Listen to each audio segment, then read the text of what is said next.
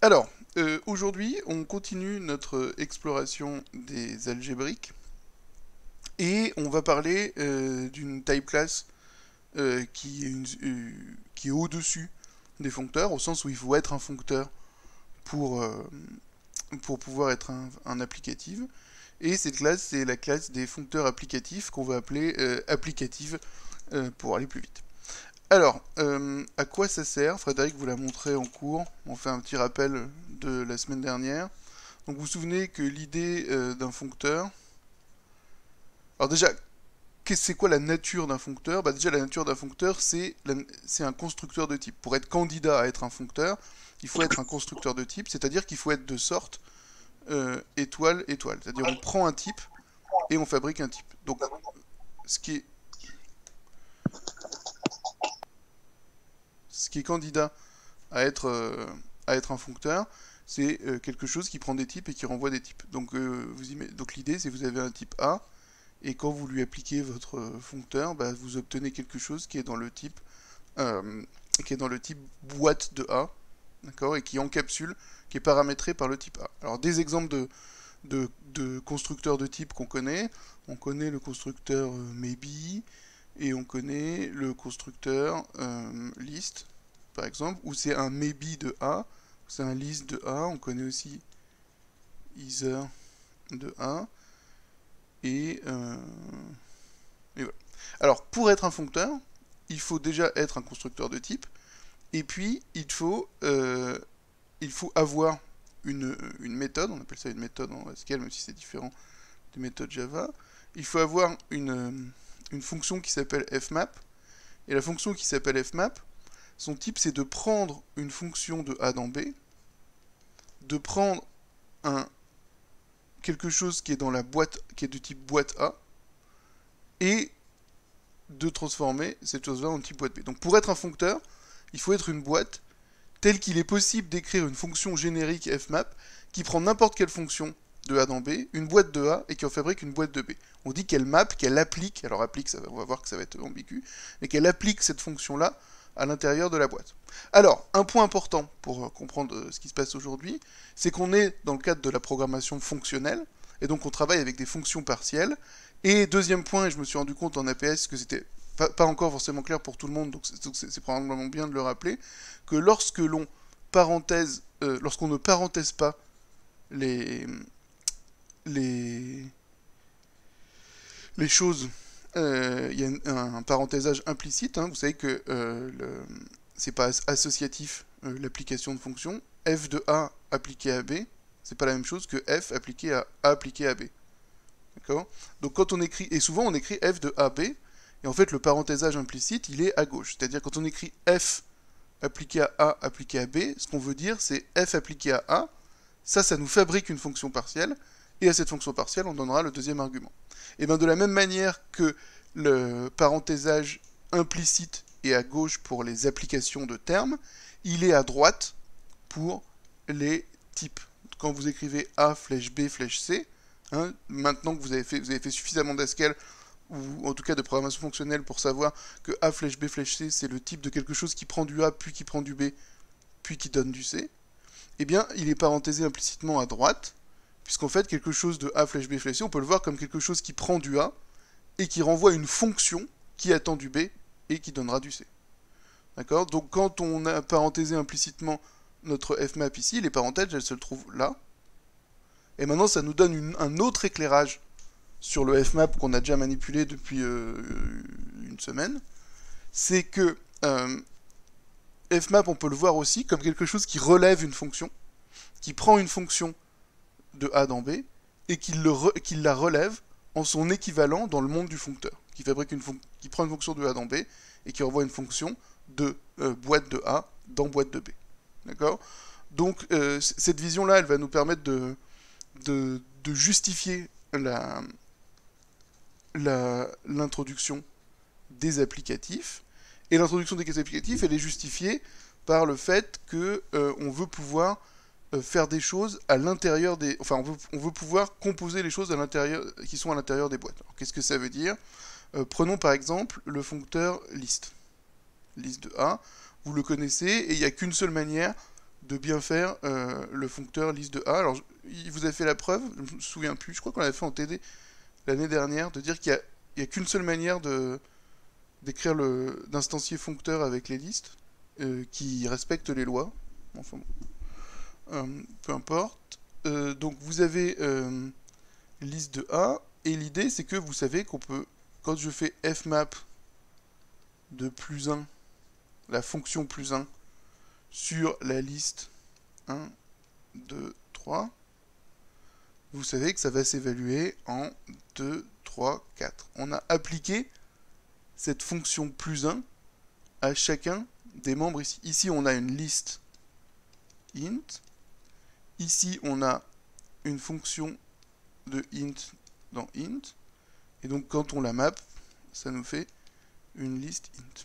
Mais maintenant, qu'est-ce qui se passe si je fais fmap de plus sur la liste 1, 2, 3? Alors, cette fonction-là, plus, elle est de type int, flèche int, flèche int. Cette liste-là, c'est une liste int. Donc, qu'est-ce que je vais récupérer ici comme type? Ça va être quoi le type de fmap de plus sur 1, 2, 3? Est-ce que vous avez bien compris les foncteurs, les types? Est-ce que vous pouvez me dire quelle est la liste, quel est le type de ce que je vais récupérer ici? Alors, fmap, il suffit juste d'instancier le type de fmap, de regarder qu'est-ce que c'est A, qu'est-ce que c'est B, et d'en déduire le résultat. Alors, c'est une liste de fonctions partielles, c'est bien. On peut instancier les choses ici. Ma fonction, ça c'est ma fonction, et ça c'est le type de ma fonction. Le type de ma fonction, il dit que je dois être de A dans B, et ici, mes parenthèses, on l'a dit, elles sont implicitement à droite. Donc c'est comme si j'avais int, flèche, int. Donc ce qu'il y a en bleu, c'est int, et ce qu'il y a en jaune, c'est int. Là, je lui donne bien une liste de bleu, donc je vais récupérer une boîte de jaune, donc je vais récupérer quelque chose du type list int, flèche int. Donc je vais récupérer une liste de fonctions int, flèche int, et vous savez, enfin vous avez deviné quelles sont les fonctions que je vais récupérer. Je vais récupérer la liste plus 1, plus 2, plus 3. D'accord? Et maintenant, l'idée c'est de dire, je veux appliquer cette chose-là à une deuxième liste. Je veux faire ce fmap de plus 1, 2, 3. Je veux l'appliquer à une autre liste, la liste 4, 5, 6, par exemple. On a vu. Alors déjà, on peut poser la question de qu'est-ce que ça veut dire d'appliquer une liste de fonctions à une liste. Hein, Frédéric vous a donné les deux interprétations possibles. On peut soit faire quelque chose non déterministe, soit faire un zip. Aujourd'hui, en TD, on fera un zip. Et l'idée, c'est que là, ça va plus marcher. Ça ne va pas plus fonctionner dans le monde du fmap, parce que rappelons-nous que ici, on a une fonction on a un objet qui est de type list in flèche int. Ici, on a un objet de type list int. Et on n'a rien qui nous permet d'appliquer une fonction qui est emboîtée à un argument qui est emboîté lui aussi. Donc il nous faut quelque chose, il nous faut une manière d'appliquer une fonction emboîtée à un argument emboîté. Alors on pourrait se dire, est-ce qu'on peut pas essayer de le déduire de fmap, de dire machin? Et en fait non, on peut pas.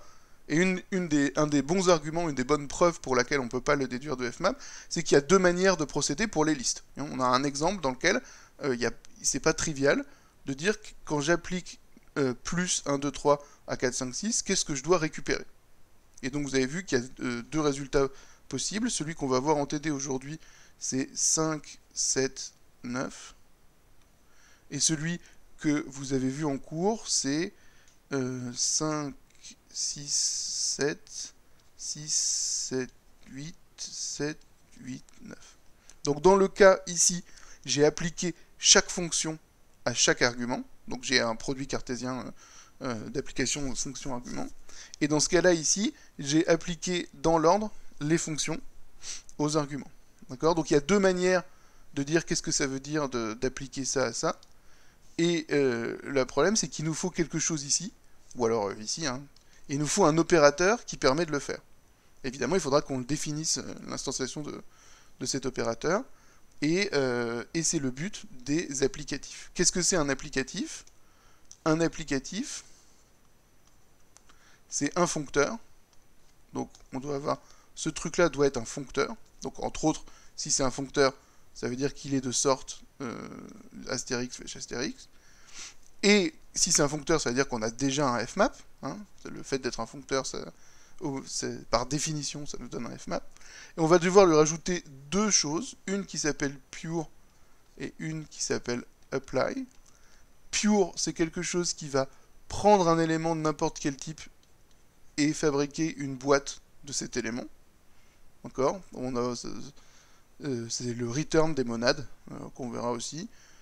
Et donc c'est-à-dire qu'il faut pouvoir construire une boîte à partir de n'importe quoi. Souvent c'est des choses qu'on fait assez facilement. Et apply,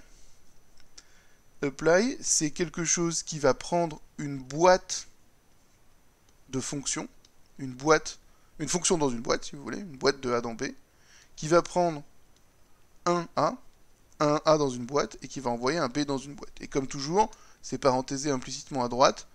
Donc en fait, c'est quelque chose qui prend une fonction dans une boîte et qui en fabrique une fonction des boîtes. D'accord? Donc ça permet de... C'est pour ça que ça s'appelle apply, parce que ça permet d'appliquer une fonction cachée dans une boîte à des choses dans une boîte.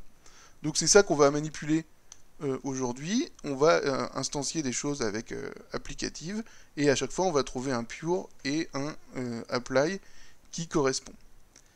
Qu'est-ce que je dois vous dire d'autre? Je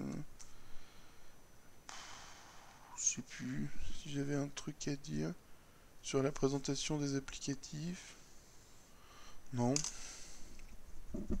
Bon, allons-y. N'hésitez pas à poser des questions, hein, parce que au fur et à mesure des semaines, ça va complexifier un petit peu en termes de niveau d'abstraction. Hein. C'est-à-dire, il faut avoir le... Ah oui, ce que je voulais faire, c'est recopier les lois. C'est vrai. Donc ça va être de plus en plus compliqué jusqu'au TD10 en termes de niveau d'abstraction. Donc il faut bien construire dans sa tête des bases de compréhension des choses qui sont les plus faciles pour pouvoir ensuite accéder au TD suivant. C'est pas comme par exemple en PC3R ou même au début du cours de PAF où il y a une certaine indépendance entre ce qu'on voit dans les TD. Là, si vous n'avez pas compris foncteur la semaine dernière, ça va être très difficile de faire applicative cette semaine.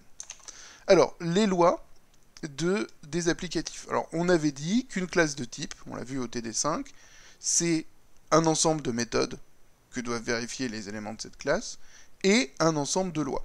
Et alors, on avait dit qu'en Haskell, il y a un côté un petit peu hypocrite qui est que Haskell ne vérifie pas les lois, et donc on fait confiance au programmeur que lorsqu'il instancie applicative, les lois doivent être vérifiées. Alors, regardons la première loi, qui est la loi d'identité, qui nous dit que pure de l'identité apply à V, c'est V. Qu'est-ce que ça veut dire? Ça veut dire que ici, quand je fais pure de l'identité, je mets l'identité dans ma boîte. Ça, c'est apply. Et quand j'apply, ici, j'ai V qui est une boîte de A, et ça doit être égal à la même boîte. Donc si jamais je mets l'identité dans ma boîte, dans mon foncteur, tel qu'il est, et que je l'applique à une valeur, en utilisant le apply, alors cette valeur ne doit pas bouger. D'accord? Donc ça veut dire que si, par exemple, vous êtes dans une liste, vous fabriquez une liste avec l'identité, vous l'appliquez à une liste de nombres, ça doit vous remonter la même liste de nombres. D'accord? Si vous êtes dans maybe, vous mettez l'identité dans un just, vous avez juste l'identité, vous l'appliquez à une valeur, ça doit vous renvoyer cette valeur. C'est-à-dire si c'est nothing, et si c'est just quelque chose, c'est toujours just quelque chose. Donc c'est une loi qui dit que lorsqu'on met l'identité dans une boîte et qu'on l'applique, c'est comme si on n'avait rien fait. Ensuite, il y a une loi d'homomorphisme qui dit que pure G apply à pure X. Donc je mets une fonction G dans une boîte et je l'applique à un X que je mets dans une boîte aussi. Et ça doit être égal à faire G de X et à le mettre dans une boîte. Donc ces lois, elles parlent de l'apply. Pour qu'un apply soit un bon apply, il faut que quand vous mettiez l'identité dans une boîte et que vous l'apply à une valeur, ça fait cette même valeur. quand vous mettez G dans une boîte et que vous l'appelez à X que vous avez mis dans une boîte, c'est comme si vous avez mis directement G de X dans une boîte. Ensuite, on a l'interchange. L'interchange, ça nous dit que si j'applique une fonction dans une boîte qui s'appelle U à un Y que je mets moi-même dans une boîte, à un Y qui n'est pas dans la boîte mais que je mets dans la boîte, ça doit revenir au même que de... que de quoi?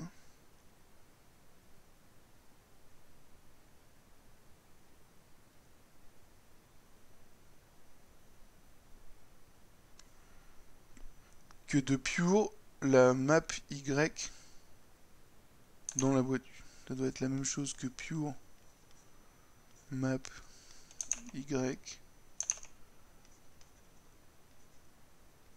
appliqué à U.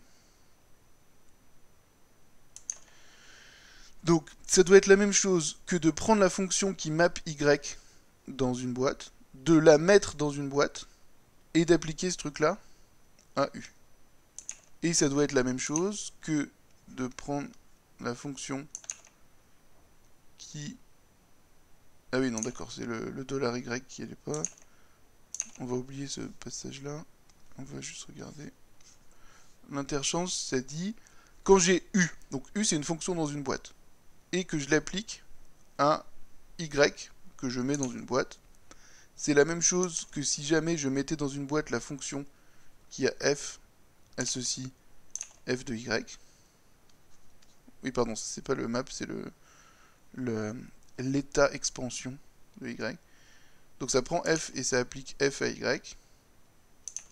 Et je l'applique à U.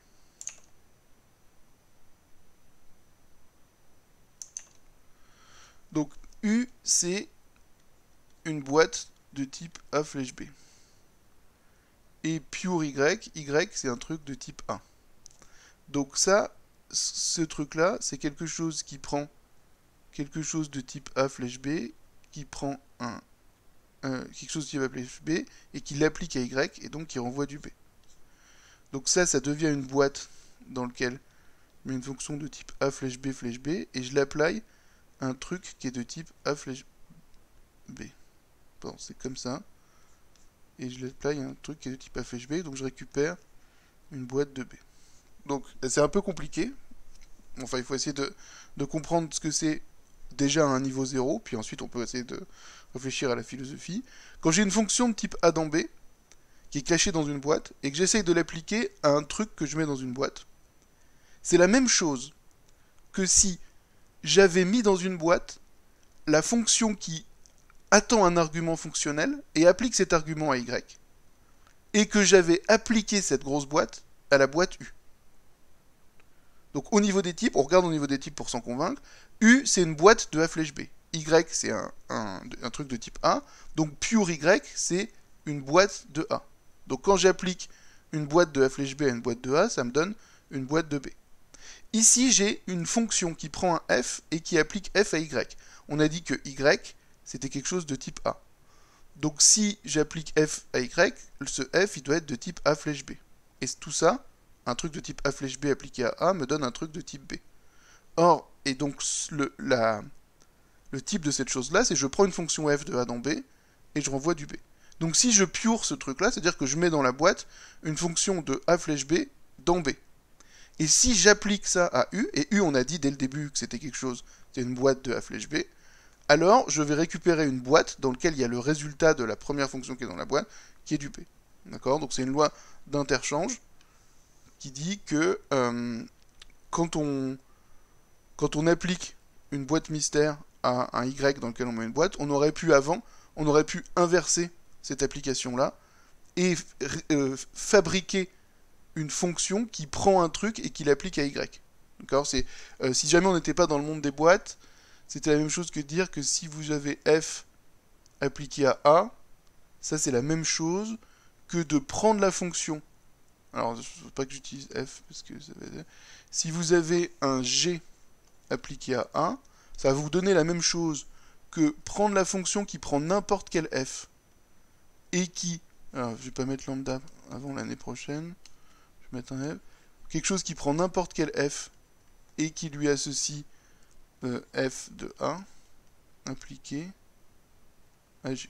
Vous êtes d'accord que ça, en programmation fonctionnelle, c'est la même chose. Si vous avez G que vous l'appliquez à A, c'est pareil que si vous appliquez à G la fonction qui prend n'importe quelle fonction et qui applique cette fonction à A. D'accord? Puisque ça, en une étape, ça va se réduire en G de A, et donc du coup, c'est la même chose. Bon, bah là, cette chose-là qui est triviale dans le monde des fonctions, elle doit être vraie dans le monde des boîtes pour que votre candidat à un applicatif soit bien un applicatif. J'espère que je me fais bien comprendre, et n'hésitez pas à me dire si vous n'avez pas compris, et si vous voulez que je réexplique, ou à me dire si vous avez compris, par exemple, ce serait bien aussi. Alors, et la dernière loi, ça va être la fonctorialité.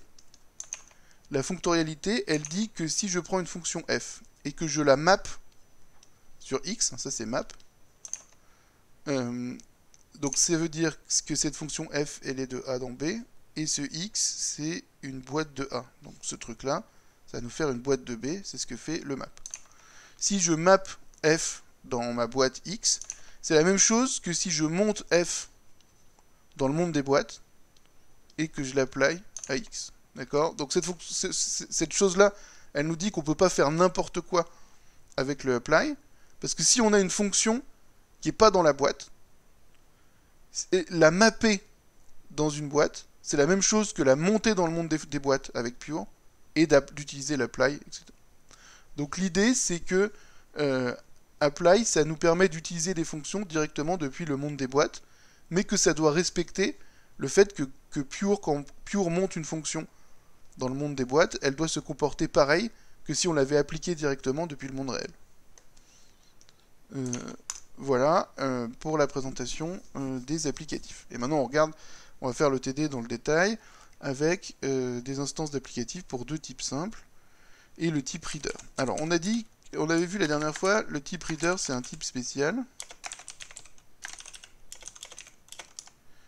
Alors on va essayer de l'écrire en français, déjà parce que c'est une langue que vous maîtrisez mieux normalement, et aussi parce que ça nous permet de nous réapproprier l'énoncé de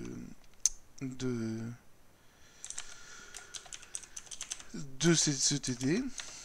Et donc, qu'est-ce que c'est un reader? C'est une boîte dans laquelle on met une fonction de E dans A. Et maintenant, et on avait vu la dernière fois que c'était un foncteur. Un foncteur qui était paramétré par, évidemment, le E reste un paramètre, hein, sinon on n'a pas de... Qu'est-ce qu'il me dit? Ouais. Et appliquer... Alors, si j'ai un élément de... Si j'ai un élément G qui est de type... Attendez, j'ai un message. Qu'est-ce que vous avez dit? Oui, le symbole $ entre piquants, c'est la version infixe de fmap. C'est ça. Oui, je peux zoomer sur le sujet. Hop. Alors, fmap de G2R, on avait dit que c'était lecteur de G.runLecteur de R. Alors, vous vous souvenez, un lecteur, qu'est-ce que c'est? C'est un lecteur de type EA, c'est une fonction de E dans A.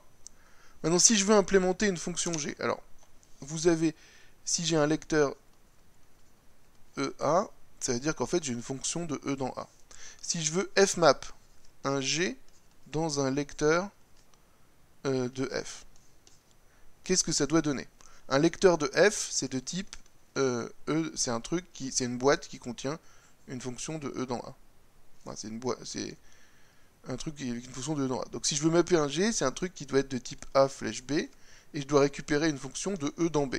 On avait dit, si on doit mapper une fonction de A dans B à un truc qui contient une fonction de E dans A, la bonne chose à faire, c'est d'appliquer d'abord la fonction de E dans A, puis, enfin, c'est de composer ces deux fonctions, celle qu'il y a dans le lecteur et celle qu'on veut mapper, parce que si on fait un truc de E dans A, puis de A dans B, bah, ça nous donne bien un truc de E dans B. C'est ce qu'on fait ici. on prend la fonction qui est à l'intérieur du lecteur R, du lecteur L, et cette fonction, donc on prend celle qui est à l'intérieur, d'accord, on peut l'écrire comme ça, si jamais vous avez du mal. Ça revient au même, d'accord, on prend la fonction qui est à l'intérieur du lecteur argument, et on compose G par-dessus. Et on met tout ça dans un lecteur, et ça nous donne bien quelque chose qui prend du E, le transforme en A, le transforme en B, et donc ça donne bien quelque chose du type lecteur EB. D'accord? Donc c'était ça pour les lecteurs. Et donc maintenant, ce qu'on veut faire, c'est qu'on veut qu'il soit applicatif.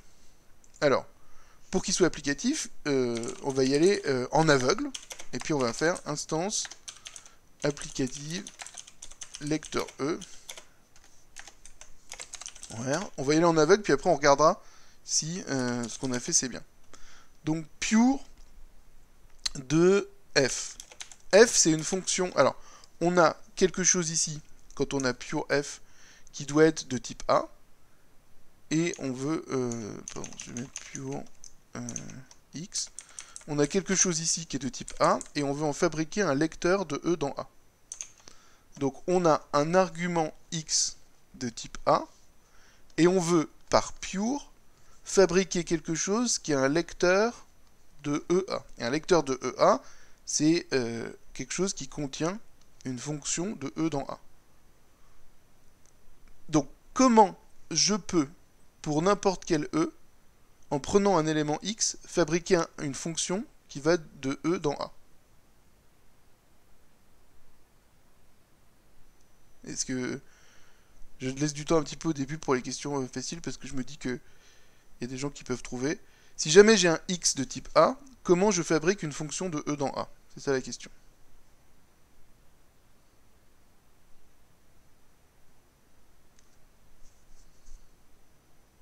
Non.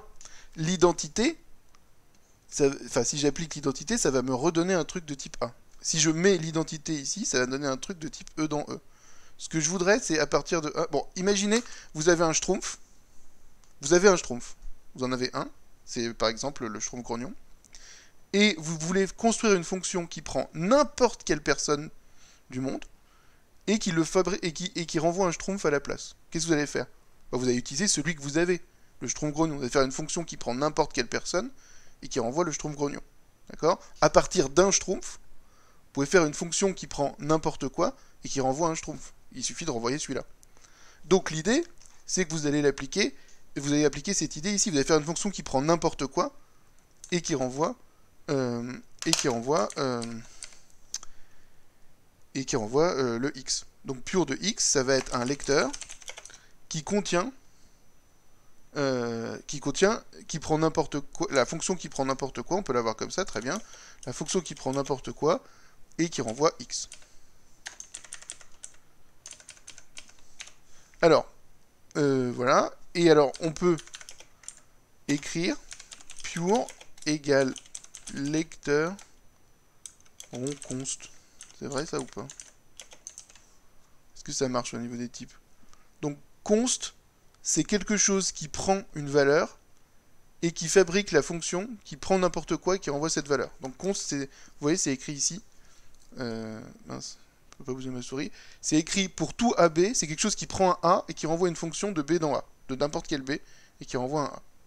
Donc const de x, c'est la fonction qui prend n'importe quoi, et qui renvoiera toujours le même x, c'est la fonction constante de valeur x.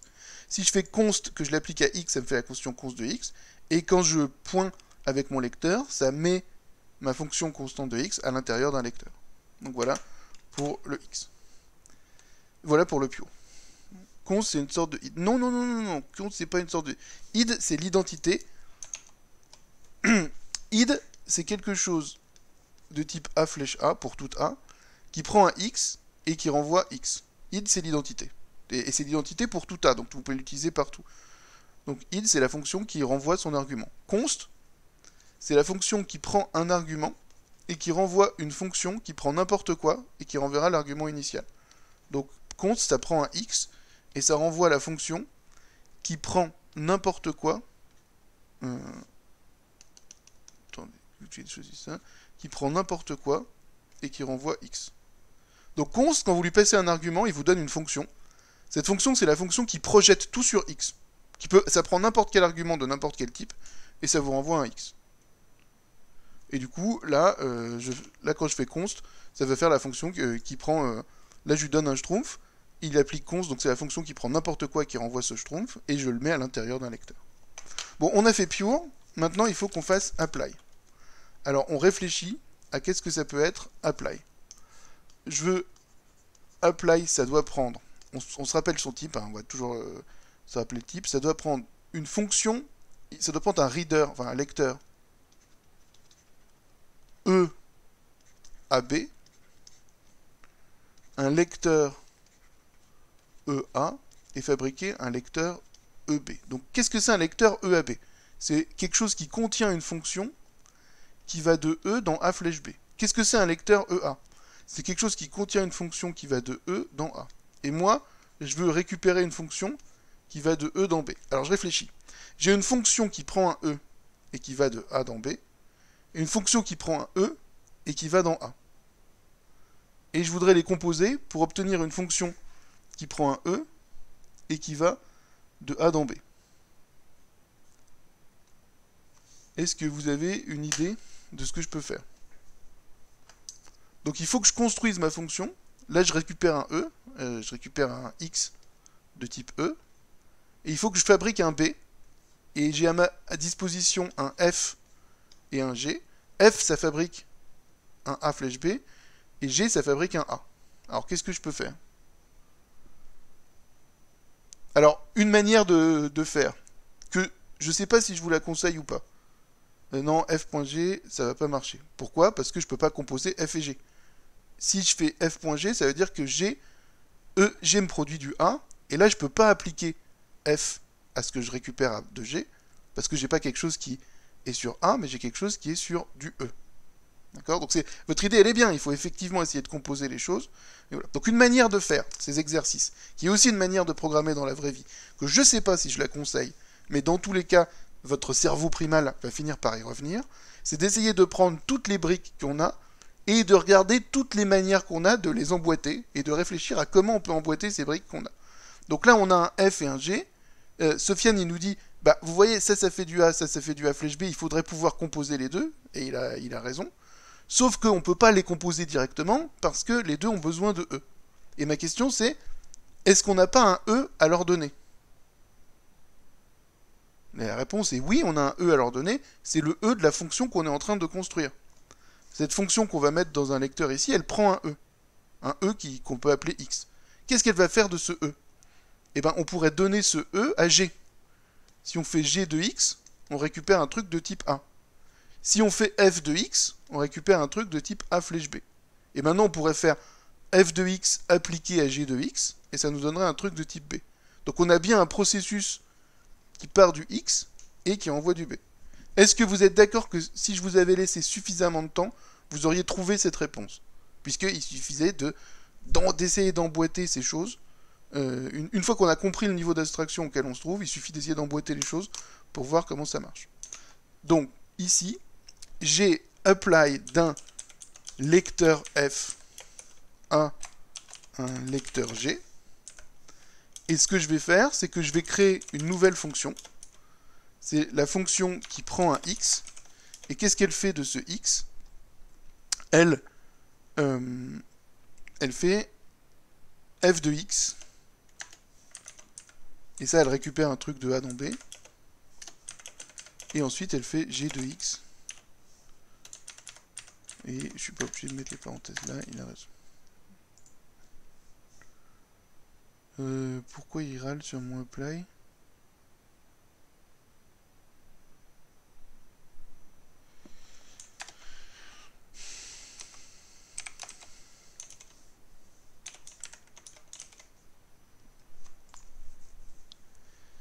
Donc voilà, donc ici, je fabrique une fonction, je prends une fonction de E de A dans B, je prends une fonction de E dans A, et j'en fabrique ici une fonction de E dans B. Et cette fonction de E dans B, comment je la construis? Eh bien, en appliquant F à X, je récupère du A dans B, en appliquant G à X, je récupère du A, et donc quand j'applique du A flèche B A du A, ça me donne du B. Donc j'ai bien fabriqué une fonction de E dans B. D'accord? Il manque pas de point. Est-ce qu'on peut l'écrire avec un point? J'ai pas l'impression. Regardons la solution de Frédéric. C'est la même, il a pas fait un truc plus point. Donc on va garder comme ça. Alors, donner le résultat des interactions suivantes. Alors on va essayer de voir ce que ça donne. Si jamais je fais ça, donc je fais let R1 égale plus 1. Je vais plutôt faire ça.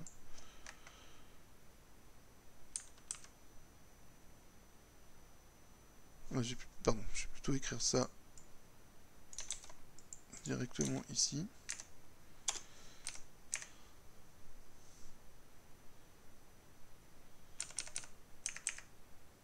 Attendez, je peux faire ça ou pas? Et ensuite, je peux lui dire évalue. Et il dit non. Par erreur. Ah, il manque un in. Alors, je vais plutôt faire ça. Je vais dire R1.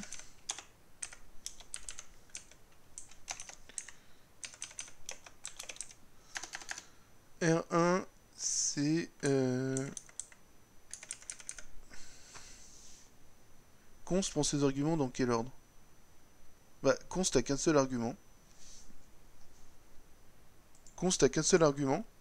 Const, ça prend qu'un seul argument. Ça prend juste un x et ça fabrique une fonction de n'importe quoi dans le type de x.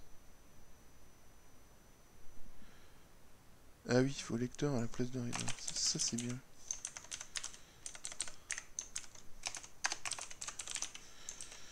R1, c'est de type... j'ai apply... J'ai mappé plus 1 dans une boîte. Donc ça me donne un lecteur int.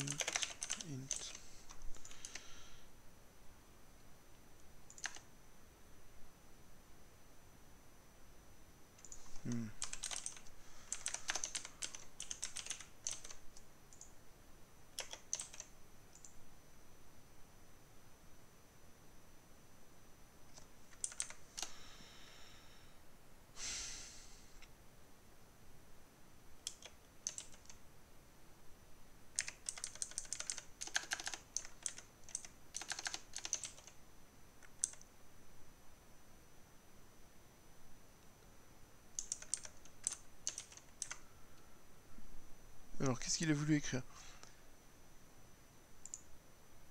Donner le résultat des interactions suivantes. Il veut appliquer plus... Il veut mapper plus 1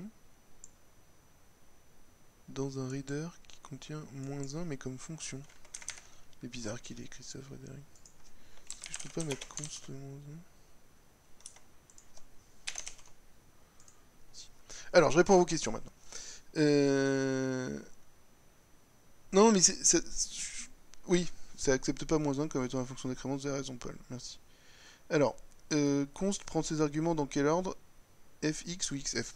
Donc, ce que je disais, c'est const prend un seul argument. Const, c'est quelque chose qui prend un argument et qui fabrique une fonction qui prend n'importe quoi et qui renvoie toujours le premier argument. Const, c'est un mot-clé, vous pouvez le voir comme un mot-clé pour constante. Ça fabrique une fonction constante de ce que vous lui donnez. Vous lui donnez 42, ça fabrique la fonction qui prend n'importe quoi et renvoie du 42. Donc const, il a un argument et il fabrique une fonction qui a aussi un seul argument. Donc normalement, il n'y a pas de problème d'ordre, puisque const, ça prend un argument et ça renvoie une fonction qui prend n'importe quoi et qui envoie ce qui va bien. Alexis, j'ai du mal à comprendre le pure qu'il y a ici. Donc ici, le pure, vous pouvez regarder celui-là, si jamais vous avez du mal à comprendre celui avec le point. L'idée, c'est que on veut prendre un x et fabriquer un lecteur, c'est-à-dire fabriquer une fonction, une boîte qui contient une fonction, qui prend du e, et e, ça peut être n'importe quoi, et qui renvoie un élément du même type que x. X est de type A, on veut fabriquer un lecteur EA avec x. Comment on peut, à partir d'un élément, fabriquer une fonction de n'importe quel type dans le type de cet élément? Et ben en utilisant la constante, en prenant une fonction qui va prendre n'importe quoi de type E et renvoyer un x. Donc c'est ça le pure qu'il y a ici. C'est comment, à partir d'un élément, je le lift dans le monde des fonctions, qui vont dans le type de cet élément, eh bien je le fais en utilisant la constante. À la place d'avoir un schtroumpf grognon, j'ai la fonction qui prend n'importe quoi qui renvoie un schtroumpf grognon. Donc mon schtroumpf grognon est bien de type schtroumpf, et donc ma fonction est bien de type n'importe quoi flèche schtroumpf, et donc à chaque fois elle renvoie le schtroumpf grognon, c'est-à-dire celui qu'on m'a donné. Paul, merci pour le conseil, vous avez raison. Donc, pure, c'est de type A flèche E flèche A. Non, enfin, moralement c'est un peu différent. C'est pure, il est de type A flèche lecteur EA. Et on a vu que lecteur EA, c'était quelque chose qui contenait une fonction de EA. Mais c'est pas, mais le foncteur qu'on manipule, c'est pas directement E flèche, c'est lecteur E. Donc pure, c'est pas de type A flèche E flèche A, c'est type A flèche lecteur EA, même si ce qu'il y a dans lecteur EA, c'est quelque chose de type E flèche A. D'accord ? Donc effectivement, il faut trouver une fonction de E flèche A, mais il faut l'emboîter dans le lecteur. C'est-à-dire, vous aurez, si vous aviez raison, par exemple, il n'y aurait pas de lecteur point ici. On dirait pure égale const. Là, vous voyez, on doit emboîter ça dans un lecteur, parce qu'on a notre type qui est calculé avec un lecteur.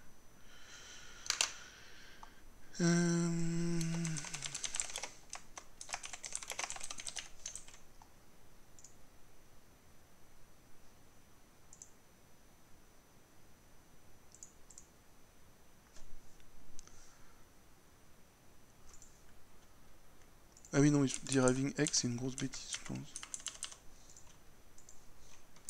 Qu'est-ce qu'il dit, là?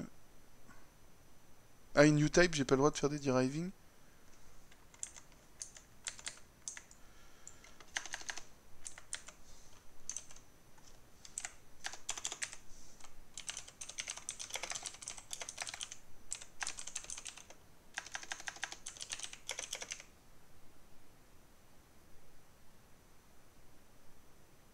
Bon, je vais pas essayer de faire ça en fait, juste essayer de les appliquer.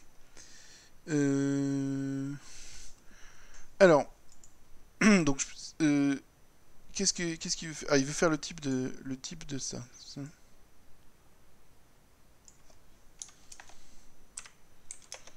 T de R1.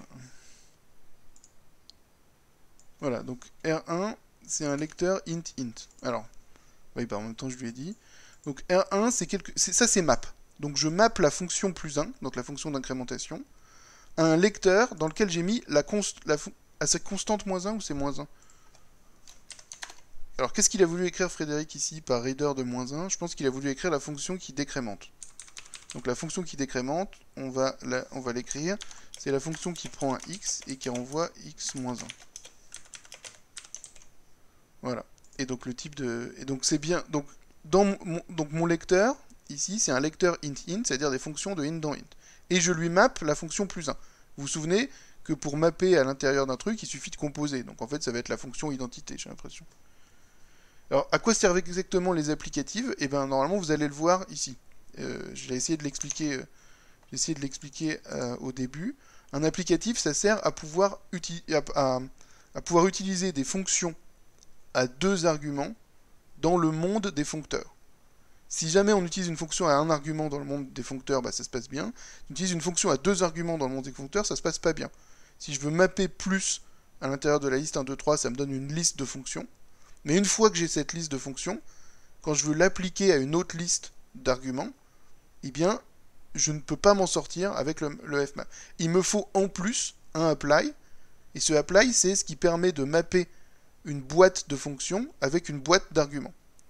Donc ce discours-là, Frédéric l'a fait au début du cours, puis vous pourrez le re-regarder en différé, c'est-à-dire sans apply, sans cette chose qui prend une boîte de fonctions et qui l'applique à une boîte d'arguments, je ne sais pas, enfin j'ai des problèmes pour utiliser les fonctions à 2 arguments. Je peux pas essayer d'utiliser plus sur 2 listes d'entiers, parce qu'effectivement je peux mapper mon plus dans la première, mais je récupère une liste de fonctions, et je ne sais pas comment appliquer cette liste de fonctions à une liste d'arguments. C'est pour ça en fait qu'on fait tout ça. Ensuite, run reader de R1 de 5. Donc ça c'est quoi? C'est je prends la fonction qui est cachée dans R1 et je l'applique à 5. Et donc ça me fait 5. D'accord? Pourquoi? Parce que R1, c'est d'avoir mappé la fonction plus 1 à l'intérieur d'une boîte qui contenait la fonction moins 1. J'ai mappé la fonction qui incrémente dans une boîte qui contenait la fonction qui décrémente. Du coup, ça me fait une boîte qui contient l'identité. Normalement, là, on est dans une partie un peu plus facile à comprendre. Là. Maintenant, on a R2 qui est égal à ça. Quel est le type de R2? Alors, vu qu'on a un truc pas évident qui nous force à faire ça, on va réfléchir au type de R2. R2, c'est un lecteur qui... Alors, vous pensez que ça c'est bon? Il voit que c'est une fonction, ça, vous pensez? Oui. Donc, ici, j'ai un lecteur qui contient une fonction qui multiplie par 100. Et ici, j'ai... Alors, on peut regarder. Qu'est-ce que c'est ça? Ça, c'est... Je map ma fonction plus à l'intérieur de mon lecteur de plus 3. Donc, on réfléchit. On fait un dessin si nécessaire. J'ai ma fonction plus 3 que je mets dans une boîte. Donc, j'ai une boîte avec la fonction plus 3. Et j'ai une autre boîte avec la fonction fois 100. Ce que je fais, c'est que je mappe le plus à l'intérieur de ma fonction plus 3. Donc qu'est-ce que ça va me faire? Ça va me faire une boîte dans laquelle je compose plus 3 et plus. Plus 3, c'est de quel type? C'est de type int, flèche int. Plus, c'est de quel type? C'est de type int, flèche int, flèche int. Quand je compose ces deux fonctions, int, flèche int, hein, parce qu'on a dit que le map, on a dit que c'était, quand on a des lecteurs, le map, ça compose. Donc quand je compose ces deux fonctions, ça me fait une fonction qui prend un int, et qui ensuite fait une fonction de type int, flèche int. Donc en gros, ça va faire une fonction qui prend un entier, qui ajoute 3, et qui fabrique la fonction qui prend, un entier, et qui... Attendez, je me suis perdu. Donc, je prends un entier, j'y ajoute 3, je passe cet entier plus 3 à ma fonction de plus, et ça devient la fonction qui fait plus de x plus 3, à n'importe quel argument. Et maintenant, je veux apply ce truc-là à une boîte qui contient la fonction fois 100. Alors, qu'est-ce qui va se passer quand je vais appliquer ça à la boîte qui a la fonction fois 100? Il me faut quelque chose qui va prendre un entier x, qui va lui faire fois 100, ensuite lui faire plus 3, et non, c'est pas vrai ce que je dis. Réfléchissons, ici j'ai une boîte qui contient un truc de type int, flèche int. Donc en fait, ma boîte, elle est de type boîte int, flèche int, et ici j'ai quelque chose qui est de type boîte int, et il faut que je récupère quelque chose de type boîte int. Et mon apply, qu'est-ce que c'est? Ah oui, pardon, mon apply, c'est il prend un x, et il applique les deux fonctions à x. Donc c'est-à-dire cette fonction-là, cette fonction ici qui est de type int, flèche int, elle prend un x, elle fait les deux choses, elle fait x fois 100, donc elle a 100x, et elle fait le truc qui... le truc ici, c'est g de x, le truc qui fabrique ce machin en plus de x plus 3. Donc elle fait un plus entre x plus 3 et x fois 100. On va voir si c'est bien ça. Donc ici, mon R2, c'est un lecteur qui contient une fonction de quel type? Bah, ici, j'ai une fonction fois 100. Alors, pardon, ici j'ai une boîte qui contient une fonction de type int, flèche, lecteur. Donc, qui contient une fonction qui est une boîte lecteur qui contient une fonction de type int, qui contient une fonction dont le type de retour est int, flèche int. Là, j'ai une boîte lecteur dont la fonction de type de retour est int. Donc, quand j'applique les deux, ça va me faire une boîte dans laquelle j'ai une fonction de type int, flèche. Très bien. Maintenant, qu'est-ce qui se passe si je fais run lecteur de R2 appliqué à 5. Donc ce qui doit se passer, si vous avez bien compris, c'est que je vais fabriquer la fonction plus 8, et je vais fabriquer quelque chose qui attend un entier, qui ajoute... enfin, je vais fabriquer, pardon, une boîte de fonctions, qui va prendre un entier, qui va d'abord à cet entier faire plus 3, puis à cet entier faire x 100, et faire la somme des deux. Donc ça va faire 8 plus 800, 8 plus 500, pardon, 508. Alors, je récapitule encore une fois, parce que pour le coup, c'est pas évident, hein, on se perd un petit peu. Ici, ce lecteur x 100, c'est une boîte qui contient une fonction des entiers dans les entiers. Ce lecteur plus 3, c'est une boîte qui contient une fonction des entiers dans les entiers. Quand je map plus dans ma boîte, ma boîte ne contient plus une fonction des entiers dans les entiers, mais une fonction des entiers dans les fonctions des entiers dans les entiers. J'ai fabriqué ici une fonction dans une boîte, et donc j'ai quelque chose ici que je pourrais... Comment je pourrais dire? J'ai quelque chose ici, de là jusque là, qui est de type lecteur int flèche int.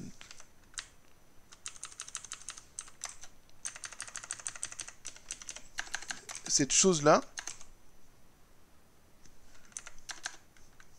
cette chose qu'il y a ici, c'est de type lecteur int flèche int. Ça prend un entier, ça renvoie une fonction des entiers dans les entiers. Et je veux l'appliquer à ce truc-là, qui est de type lecteur int. Et donc j'utilise mon apply, qui consiste à prendre un entier, lui donner, le passer à la fonction inflashInt ici, enfin int, pour le passer à la fonction ici pour récupérer un inflashInt, le passer à la fonction là pour récupérer un int, et appliquer les deux. Donc quand je passe mon 5 à ce truc-là, ça me donne la fonction plus 8. Parce que ça fait 5 plus 3, 8, et ça donne la fonction qui prend un truc et qui lui fait plus 8. Quand je passe mon 5 ici, ça me fait 500. Et donc quand j'applique la fonction qui fait plus 8 à la fonction qui multiplie, qui donne 500, et ben ça me fait la fonction qui donne 508. Enfin, ça me fait le résultat 508, pardon. Donc voilà. C'est un peu compliqué parce qu'il y a plusieurs niveaux de flèches, mais vous devriez être capable à tête reposée de refaire ce truc-là. Alors il faut que je me dépêche, parce qu'on a un temps limité. En même temps, le TME est très, très court, encore une fois. Il faudrait qu'il a raccourci la durée des TME. Et il a passé en défi, enfin en facultatif, la plupart des TME, mais quand même, c'est important que vous compreniez ça, notamment entre autres pour le TME. Voilà, et du coup, vous avez compris qu'est-ce que ça va faire. Run lecteur R2 de 10. Ça va appliquer la fonction x100 à 10, donc ça va faire 1000. Appliquer la fonction plus 3 à 10, ça va faire 13. Et la transformer en la fonction plus 13. Donc ça va faire 1000 plus 13, ça va faire 1013. Voilà, bon, j'espère que vous comprenez. Et on va essayer de faire un autre exemple d'applicatif avec les paires. Donc on va dire data pair AB égale pair AB.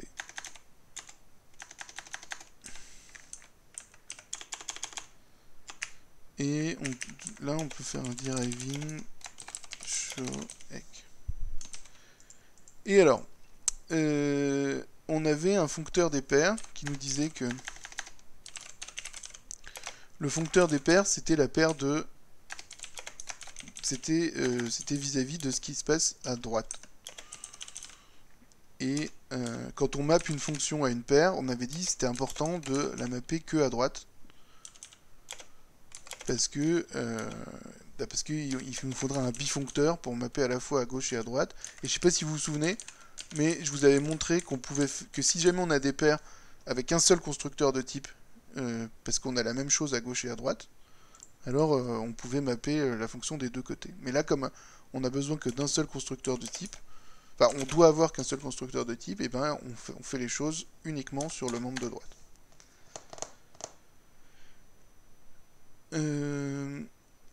Alors, pourquoi on ne peut pas instancier applicative avec pair?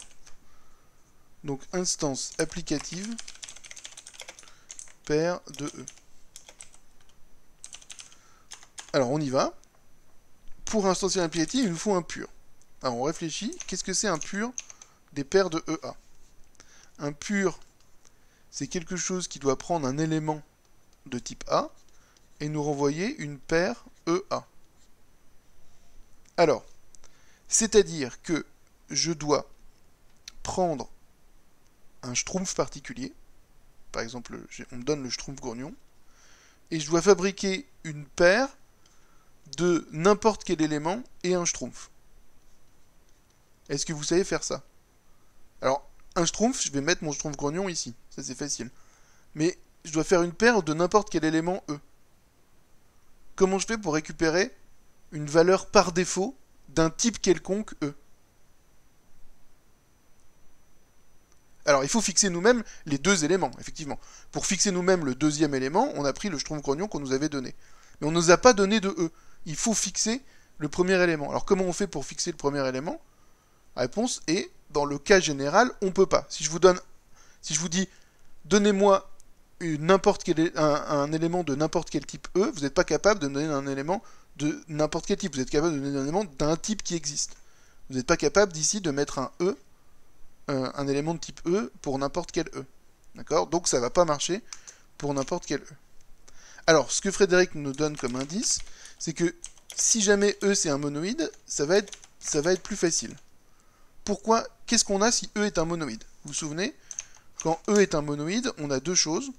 On a une loi de composition interne, et on a une valeur par défaut, une valeur neutre, même petit. Voilà, donc si E est un élément neutre, très bien Paul, on peut l'utiliser, et on va mettre, pour inventer un E de n'importe quoi, on va prendre l'élément neutre de E. Donc du coup, pure de X, ça va devenir la paire même petit X. Maintenant, le apply. Alors, on réfléchit comment ça doit se passer. Le apply, il doit prendre une paire E à flèche B. Donc, on a mis... Donc, dans la boîte, on met une fonction de A dans B. Donc, on a une paire où à gauche, c'est un E, à droite, c'est un flèche B.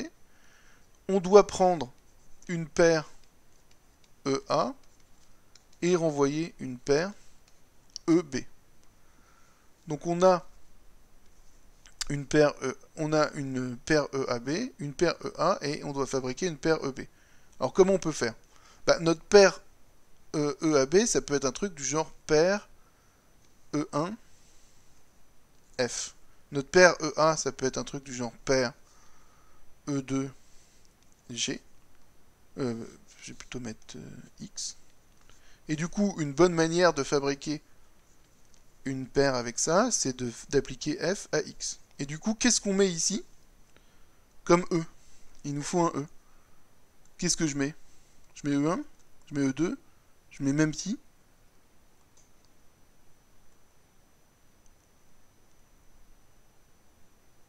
Est-ce que vous avez une idée de ce que je peux mettre?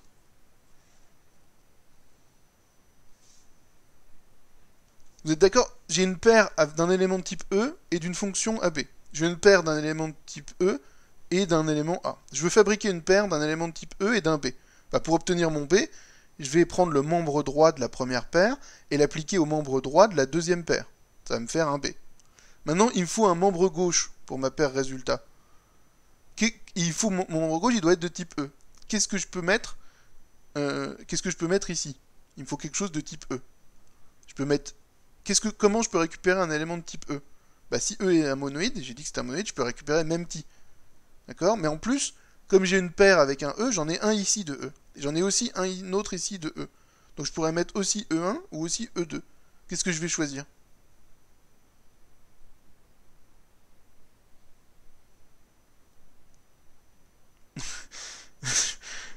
Donc vous votez pour E2.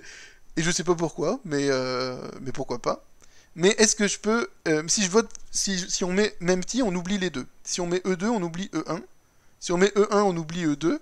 Est-ce qu'il y aurait une manière de ne pas oublier ni E1 ni E2? est-ce que je pourrais mettre quelque chose ici qui me permettrait de ne pas oublier le E qu'il y avait là et le E qu'il y avait là? On crée une paire E1, E2, non, ça ne marchera pas au niveau du type, parce qu'il nous faut un E, il ne nous faut pas une paire EE. Est-ce que je peux composer E1 et E2 d'une certaine manière? Vous vous souvenez ici, j'ai demandé à ce que E soit un monoïde. Donc en fait, j'ai le droit de composer deux éléments. Donc si j'ai une paire E1F et une paire E2X, je peux fabriquer la paire où à droite c'est F de X, et à gauche, je vais mettre E1 composé avec E2. D'accord? J'aurais pu mettre E1, j'aurais pu mettre E2. Après, il faudrait regarder les lois, mais c'est possible qu'on ne respecte pas certaines lois si on fait n'importe quoi et qu'on décide de mettre soit E1, soit E2.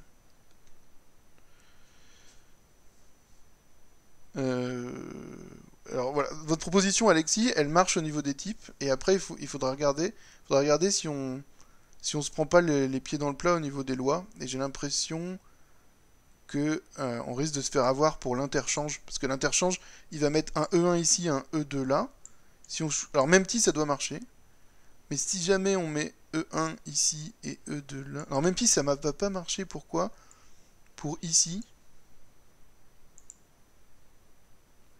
parce que ici, vous allez fabriquer un même petit, alors que là, si jamais j'ai une paire de E0 machin, et que je lui applique F, alors F ça applique à droite, donc ça va me renvoyer une paire de E0 F de machin. Et si je fais pure de F, ça va me monter un même petit F.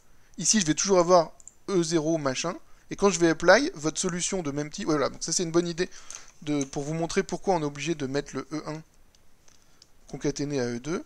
C'est la loi du pure, elle dit que F, quand je map F dans une boîte, c'est la même chose que si je lift F et que je l'apply à ma boîte.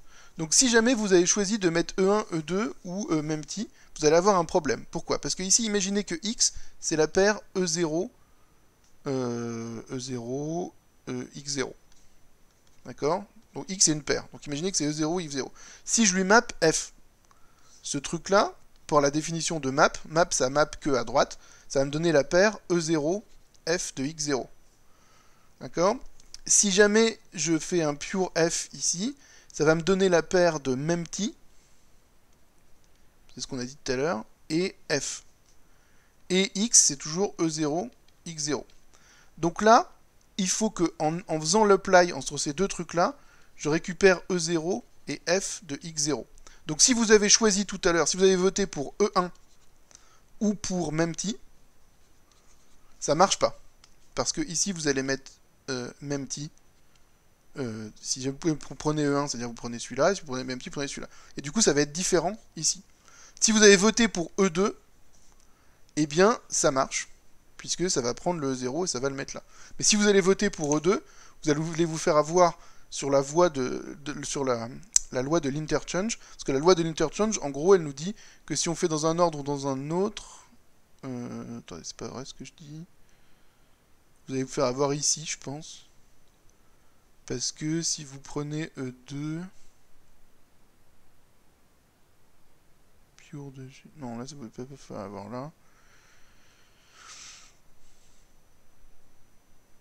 Et là, vous ne vous faites pas avoir non plus si vous avez pris E2, parce que ici, vous gardez votre E2, et ici, vous...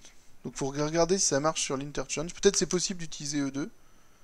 En tout cas, c'est sûr que c'est pas possible d'utiliser ni E1, ni mempty. Il faudrait regarder en entier la loi de l'interchange. Vu qu'on est en train de faire un apply dans le sens là et un apply dans le sens là, moi j'ai... Ouais, c'est sûr que vous faites avoir sur l'interchange. Parce que là, ici, vous allez garder le E2 du côté là, et ici, vous allez garder le E1 qui est du côté là maintenant, et donc vous n'allez pas avoir une égalité. Donc c'est sûr qu'on ne peut pas utiliser ni E2, ni E1, ni mempty, mais par contre que ça va fonctionner en utilisant la composition. Alors vous voyez, les lois, elles servent à ça, hein. Elles servent à restreindre le genre de choses qu'on peut faire au moment où on instancie des choses comme ça. Pouf, pouf, pouf, pouf, pouf, pouf. Donc on a juste fini l'exercice 1, et Frédéric a dit on fera pas le 3, puis en fait je me suis rendu compte qu'on doit faire le 3 parce qu'on a besoin dans le cas. Donc voilà, si je map plus 1 dans la paire x41, bah ça met plus 1 sur le deuxième. Là il n'y a rien de surprenant. Et maintenant on essaie de deviner ce qui se passe ici. J'ai ma paire, alors ici je map plus dans ma paire. Donc quand je map plus dans ma paire, plus ça prend un entier, ça envoie une fonction des entiers dans les entiers. Donc ça va faire une paire qui à gauche a hello, et à droite a la fonction plus 39. Et cette paire, je l'applique à la paire qui à gauche a world, et à droite a 3. Donc ce qui m'intéresse, c'est que à droite, j'ai bien la fonction plus 39 appliquée à 3, donc ça fait 42. Et à gauche, comme j'avais bien un monoïde, le monoïde des chaînes de caractères, j'ai pas oublié hello et world, je les ai composés les uns avec les autres. D'accord? Donc voilà. Alors, donc là, vous voyez à quoi ça sert le apply. Ça sert à pouvoir lifter des fonctions, enfin utiliser des fonctions binaires dans le monde de la boîte. Donc, et du coup, la syntaxe que vous avez, c'est la fonction binaire, map, apply, et vos arguments entre les deux. Donc là, j'ai un plus, et le plus, je l'ai fait dans ma boîte, en utilisant un map pour mettre le plus dans une boîte, et un apply pour appliquer à la boîte. Donc si vous avez compris ce qui se passe, vous voyez ce que ça veut dire. Si vous n'avez pas compris, vous pouvez voir cette chose-là comme un idiome pour pouvoir faire des fonctions binaires à l'intérieur des algébriques, à l'intérieur des boîtes.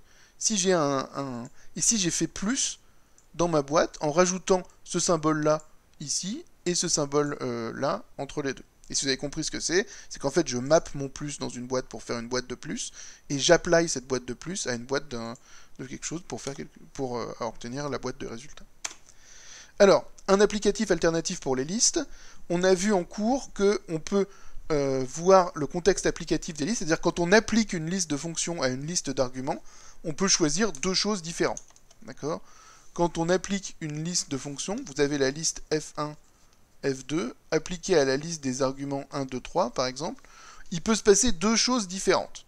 La première chose que vous avez vue en cours, qui est la chose de base de Haskell, c'est ce qu'on appelle le contexte non déterministe, c'est je vais appliquer chaque fonction à chaque argument. Donc je vais récupérer la liste F1 de 1, F1 de 2, F1 de 3, F2 de 1, F2 de 2, F2 de 3. Donc j'applique chaque élément de la première liste à chaque élément de la deuxième liste. Hein. Les applicatives, le apply qu'il y a ici, c'est dire comment appliquer une boîte de fonctions à une boîte d'arguments. Si la boîte, c'est les listes, appliquer une boîte de fonctions à une boîte d'arguments, c'est appliquer toutes les fonctions à tous les arguments. Donc, pas de secret. Si je regarde ce que j'ai écrit ici, je fabrique la boîte des fonctions, je map plus dans 1, 2, 3. Donc ça me fait la boîte des fonctions plus 1, plus 2, plus 3. Et ça fait la liste des fonctions plus 1, plus 2, plus 3. Et ensuite, ce que j'écris ici, c'est que j'apply la liste des fonctions plus 1, plus 2, plus 3 à la liste des arguments 10, 20, 30. Et vous voyez que ce qui se passe, c'est que ça applique chaque fonction à chaque argument. Hein, etc. Du coup, ça vous donne maintenant, quand on regarde la partie idiomatique, ça fait que quand je fais le plus entre deux listes, eh bien, ça me fait le plus de toutes les possibilités des deux listes, dans un ordre qui est, je prends le premier argument ici avec tous les arguments, puis le deuxième argument ici avec tous les arguments, etc. Bon, voilà, pas de secret. Maintenant, si j'ai des listes de fonctions plus importantes, là, vous voyez, j'ai une liste de deux fonctions, plus et multiplié, je veux l'apply à la liste 1, 2, 3, donc ça va me faire une fonction, ça va me faire une liste de 6 fonctions, la fonction plus 1, plus 2, plus 3, la fonction x1, x2, x3, et ensuite je l'apply à la liste 10, 20, 30, et donc vous voyez, ça va faire 2 x 3 x 3, c'est-à-dire 12, non, c'est pas vrai, 2 x 3 x 3, ça fait 18 résultats.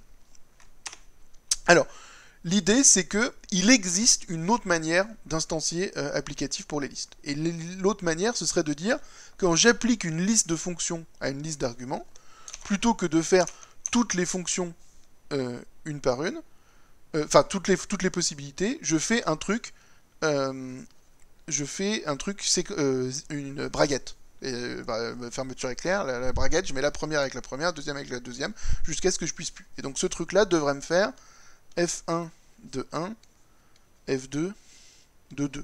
Et puis pas de 3 parce qu'on s'arrête là où on peut s'arrêter. Donc ça c'est le zip qui existe en Python, machin, dans tous les langages vous connaissez. Et on les appelle les zip lists. Et du coup, on va créer une exemple de zip list à nous qu'on va appeler les z-list. Et donc on va dire une z-list, c'est quoi? C'est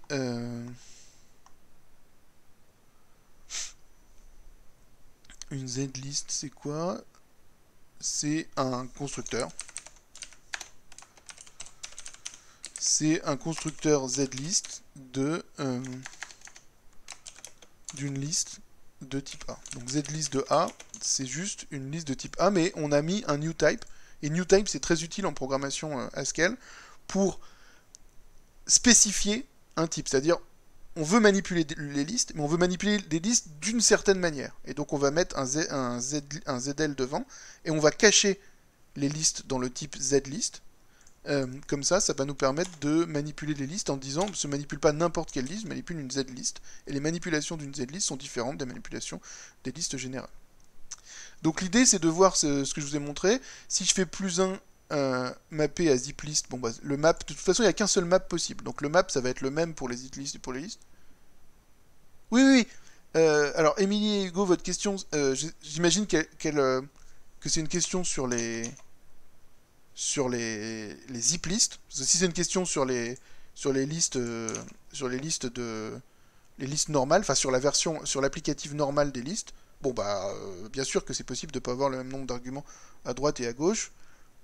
Maintenant, ce que vous voulez faire, enfin attendez, déjà je vais écrire ce que votre j'imagine que votre question c'est est-ce qu'on peut avoir plus d'éléments dans la liste de gauche que celle de droite. Et donc je vais faire, vous voulez mapper la fonction plus 1, 2, 3 à la liste juste 10. Et donc ça va vous faire 11, 12, 13. D'accord? Ça dans les listes normales, dans le zip list normal, c'est-à-dire j'applique toutes les fonctions à tous les arguments. Bon bah il n'y a qu'un argument, donc j'applique toutes les fonctions à cet argument.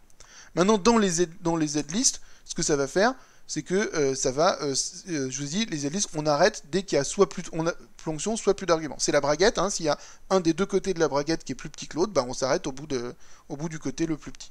Donc dans votre cas, appliquer 1, 2, 3 à 10, appliquer plus 1, plus 2, plus 3 à 10, ça va juste faire 11 dans le cas des zip lists. Voilà. Donc, une zip list, et il faut instancier le foncteur des zip lists. Et là, je vous ai dit, quand vous avez des listes, il n'y a qu'une seule manière d'instancier le foncteur. Hein, on pourrait faire la preuve, mais en gros, quand vous avez une z-list une z-list L, la seule chose que vous pouvez faire pour mapper F sur L, c'est de mapper F dans L, par exemple. Ça va faire ZL F. Donc pour mapper une fonction dans ma z-list, en fait je mappe la fonction dans la liste qui a caché à l'intérieur du ZL. Et du coup, je peux essayer de mapper... non. Si, je peux essayer de mapper la fonction plus 1 à ma z-list 1, 2, 3.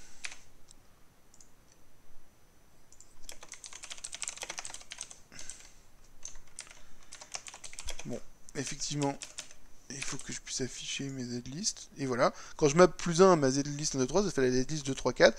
Je vous le dis, il n'y a pas d'autre manière d'instancier foncteur pour les listes qui respectent les différentes équations, les différentes lois. Bon, instance foncteur, c'était facile. Et maintenant, ce qu'on veut, c'est le apply. Alors, on va séparer. Vous avez vu, à chaque fois que j'ai instancié applicative, j'ai instancié directement dans l'instance, plutôt que de faire une fonction annexe et ensuite d'utiliser la fonction annexe. Là, on va faire la fonction annexe. On va l'appeler l'apply des z-list. L'apply des z-list, qu'est-ce qu'il fait? il prend une z-list de type a flèche b, donc une z-list de fonction, il prend une z-list d'arguments, et il renvoie une z-list de résultats. Et nous, ce qu'on a dit, c'est qu'on ne veut pas faire comme les listes normales, c'est-à-dire quelque chose qui prend toutes les possibilités, on veut faire les choses une par une. Alors c'est facile, on va dire apply zl de si jamais la liste des fonctions est vide. Peu importe c'est quoi la liste des arguments. Alors, attendez, il faut que je fasse zl. Si jamais ma liste de fonctions, c'est la liste vide. Peu importe c'est quoi la z-liste des arguments, ce que je vais renvoyer, c'est la liste vide. Si jamais ma liste des arguments est vide, peu importe ce que c'est ma liste des fonctions, je vais renvoyer la liste vide. Alors je m'arrête quand il y en a un des deux qui s'arrête.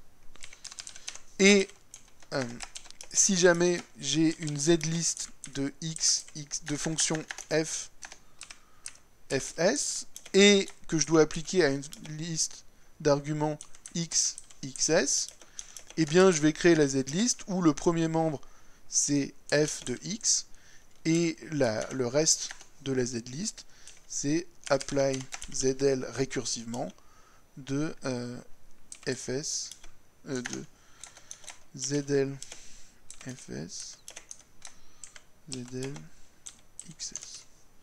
Alors, qu'est-ce qu'il y a qui va pas?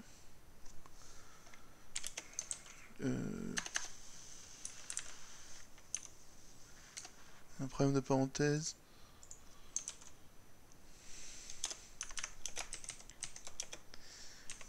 Et qu'est-ce qui se passe si j'apply zl la fonction plus à la liste 1, 2, 3 et que ce truc là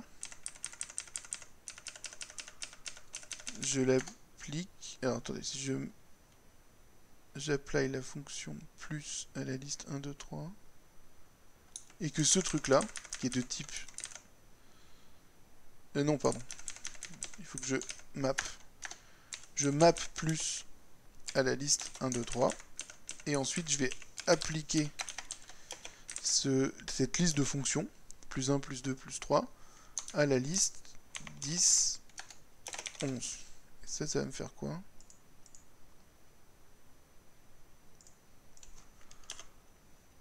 Ah, j'ai une erreur, c'est ça, il me manque une parenthèse. Pouf. Pattern matching is redundant.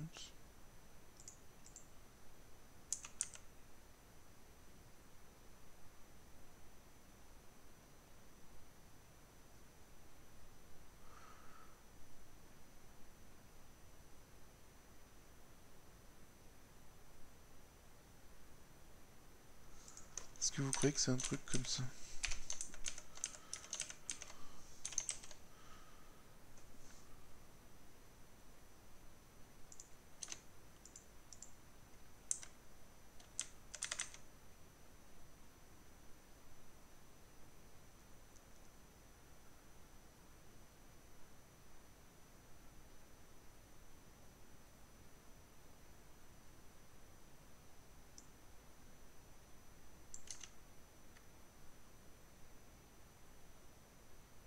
Ah oui. Let apply zl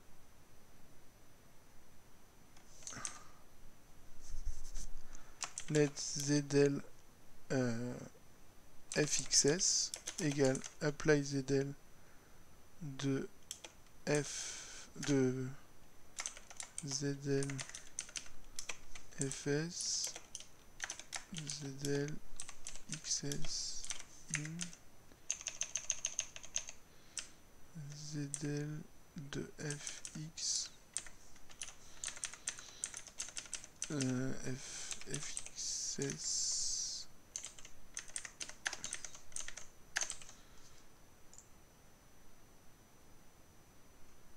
non mais ça c'est ma faute, zl de ça et zl de ça. Voilà, donc là ce que j'ai écrit c'est que pour faire l'application d'une liste qui commence par la fonction f et après c'est fs, qui commence par la fonction x, qui est l'argument x et après c'est xs, j'appelle récursivement apply ZL sur ZL de FS, ZL de XS, donc ça me donne l'application du reste de la fonction. Et ensuite, devant, je mets f de x.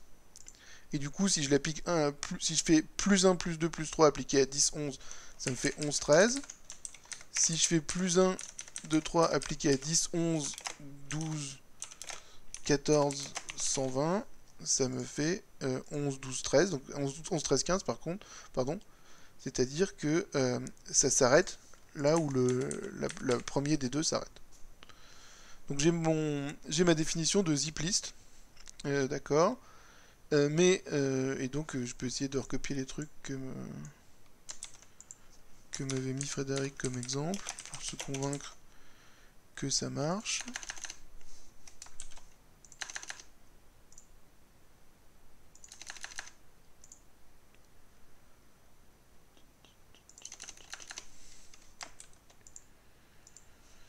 Donc voilà, appliquer un truc sur la liste vide, c'est liste vide, etc., etc. Bon, ça va marcher. J'espère que vous êtes convaincus par le apply, qui est facile. Hein. J'ai galéré parce que je me suis emmêlé les pinceaux.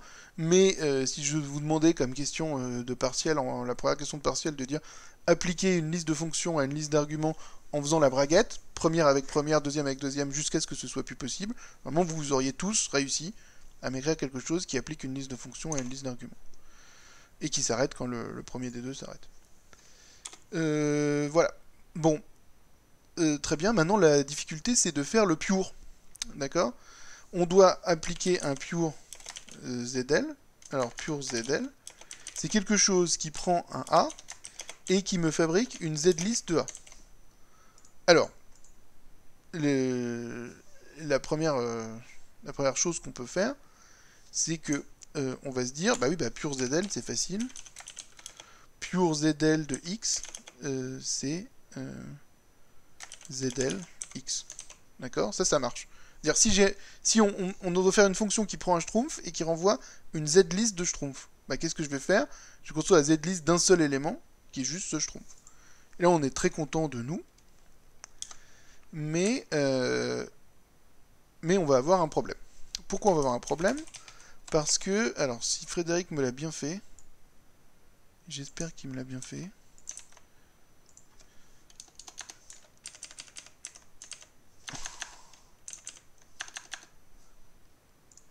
Voilà. Donc l'idée, c'est que si je prends l'identité et que je la monte dans ma boîte des Z-list, ça va me faire la liste avec juste l'identité. Et donc quand je vais l'appliquer à la liste 1, 2, 3, 4, ça va me renvoyer 1. Maintenant, on regarde les équations qu'on a ici. Oui, Sofiane, vous avez raison, c'est vous qui avez raison. Et pédagogiquement, je vais essayer d'aller un peu plus lentement pour essayer de perdre le minimum de personnes. Mais vous avez parfaitement raison, il faut donner une liste infinie de X, c'est la solution. Donc si jamais je mets l'identité dans ma Z-list, ça va me faire la liste avec juste l'identité dedans. Et si je l'applique à ma liste 1, 2, 3, 4, bah on a dit que appliquer une liste de fonctions à une liste d'arguments, c'est appliquer la première fonction avec le premier argument, la deuxième fonction avec le deuxième argument, la troisième fonction avec le troisième argument, etc., jusqu'à ce qu'une des deux listes soit vide. Là, on n'a qu'un seul élément dans ma Z-list, et donc on a ici juste la liste, on a juste l'identité ici. Et donc quand on applique juste l'identité ici, eh bien, qu'est-ce qui se passe? Eh bien, quand on a juste l'identité ici, on applique la première élément de cette liste de fonctions, qui a qu'un seul élément, au premier élément ici, donc on fait identité de 1, et du coup on a juste une liste avec 1. Or, regardez ce qu'on a dit ici. Mapper f dans une z-list, c'est la même chose que monter f dans le monde des z-list et l'appliquer à la z-list. Donc là, ce que j'ai fait, c'est la partie droite ici. F, c'est l'identité, et X, c'est la z-list 1, 2, 3, 4. Donc la partie droite ici, elle me dit, pure de F, ça fait la liste avec juste l'identité, appliqué à la liste 1, 2, 3, 4, ça me fait juste la liste 1. Alors que si je map la fonction identité dans ma liste ici, hein, je peux le faire, je peux écrire, d'ailleurs je peux écrire directement ça, si je map l'identité sur ma z-list 1, 2, 3, 4, ça me fait, Ah, bah, c'est bon, je pense. Ça me fait la zlist 1, 2, 3, 4.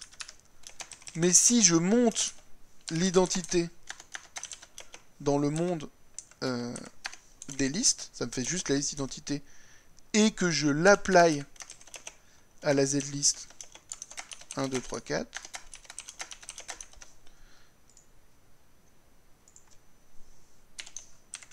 oui, alors ça c'était, j'ai pas encore d'apply comme ça, donc il me faut un apply comme ça. Ça me fait ça. Donc là, j'ai une différence entre ça et ça. Je ne respecte pas la fonctorialité. Donc ça veut dire que si j'essaye d'instancier applicative avec ça et ça, bah, ça va marcher au niveau Haskell, parce que Haskell ne vérifie pas les lois. Mais au niveau moral, je suis un mauvais programmeur Haskell, parce que je n'ai pas respecté les lois des applicatives. Donc il faut que je trouve un applicatif tel que la fonctorialité marche. C'est-à-dire, quand je monte une fonction dans le monde des listes, et que je l'applique à une liste d'arguments, il faut que ça me fasse la même chose que si je mappais cette fonction à cette liste d'arguments. Donc on réfléchit un petit peu, pour ceux qui sont pas, enfin les gens qui sont pas Sofiane, il a déjà trouvé la solution. Mais si vous avez une fonction f, vous avez une liste E1, E2, E3, En, et vous voulez monter f dans le monde des listes, c'est-à-dire fabriquer une liste avec f, tel que quand on l'applique membre à membre, ça me donne f de E1, ça me donne la liste f de E1 jusque f de En. Donc l'idée, c'est de faire une liste de f qui soit aussi grande que ce à quoi on l'applique. Mais le problème, c'est que quand on monte f dans le monde des listes, il faut que ça marche pour toutes les listes. Donc en fait, il faut une liste infinie de f pour que quand on la zip avec un argument fini, ça nous donne une liste finie. D'accord? Donc il faut qu'on écrive le pure pour que ça fonctionne. Et donc pure de zx, on va l'appeler zl inf. Comment ça s'appelle comment ça s'appelle le truc qui renvoie une liste infinie en Haskell? C'est quoi? C'est repeat? Ça existe ça? Ah, ça marche. Donc en fait, on va repeat de quelque chose, ça fait une liste infinie de cette chose, et on va mettre un zl devant. Et donc ici, quand on fait pure zl de hit, ça fait une liste infinie de hit. Et donc, ça fonctionne. Et on a bien l'égalité ici qui correspond. Donc bravo Sofiane, j'espère que vous avez compris les autres, n'hésitez pas à poser des questions. Mais ici, vous voyez que on a réussi à instancier PureZL. Alors maintenant, on va faire instance applicative zlist, where pure égale pure zl, et apply tic tac toc égale apply zl. Et maintenant, on peut se faire plaisir avec ces choses-là. Non, pardon, avec ces choses.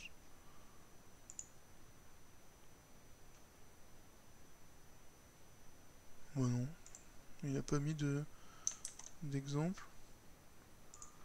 Mais on peut mettre des ZL devant. Est-ce que ça marche ou est-ce que j'ai besoin de parenthèses? J'ai besoin de parenthèses, super. Hop, hop.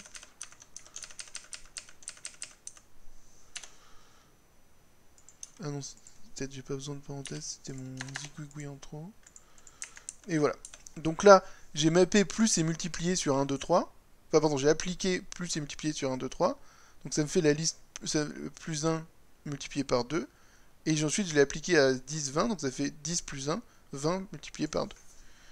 Donc maintenant, j'ai une applicative pour les Z-listes qui font que tant qu'on manipule, sous leur forme de liste, quand on map des choses dedans, elles se comportent exactement comme les listes, mais sous forme d'applicative, quand on a une liste de fonctions et une liste d'arguments, plutôt que de faire toutes les solutions possibles, elles braguettent la liste de fonctions avec la liste d'arguments en faisant un par un, jusqu'à ce qu'il y en ait une des deux qui s'arrête.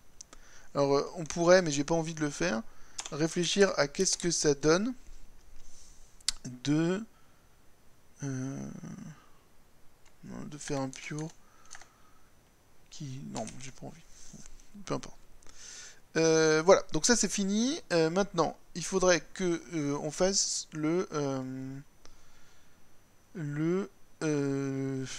l'exercice 4, mais l'exercice 4, il nécessite d'avoir l'exercice 3.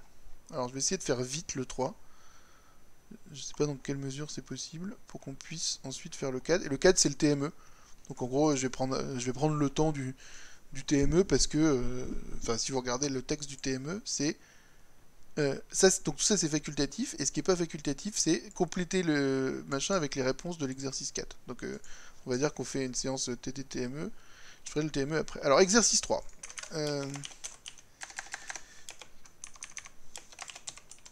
Alors il est dur, Frédéric voulait l'enlever, puis comme on en a besoin dans le TME, il faut quand même qu'on le fasse. Alors,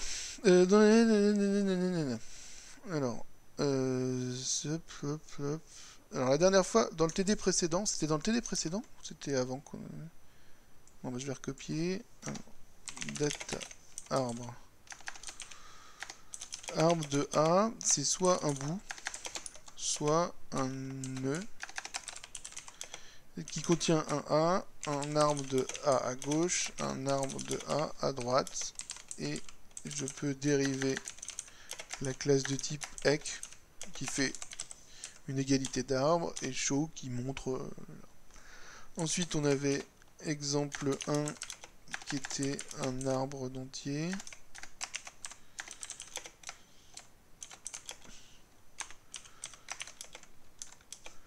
Je sais pas comment on remplace le truc directement.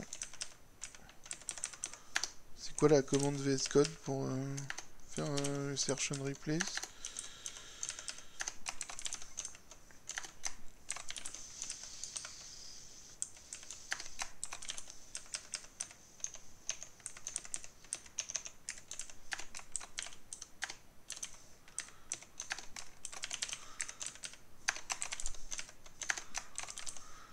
Voilà, comme ça on se repose un petit peu le cerveau, tous ensemble.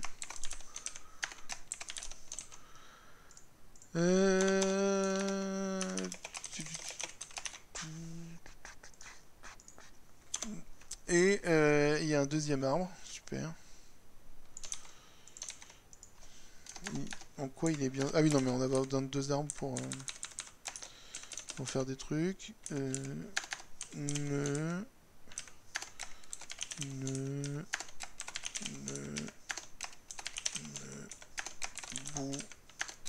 Beau.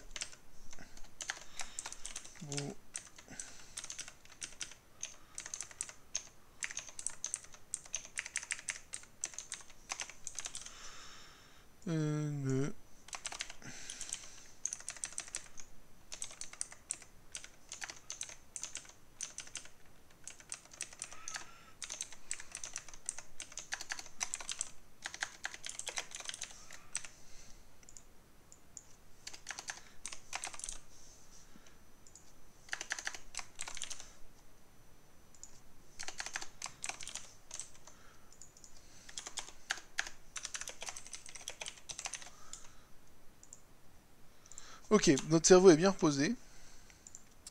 Et du coup, on se souvient de ce qu'on avait écrit la dernière fois pour instancier les arbres.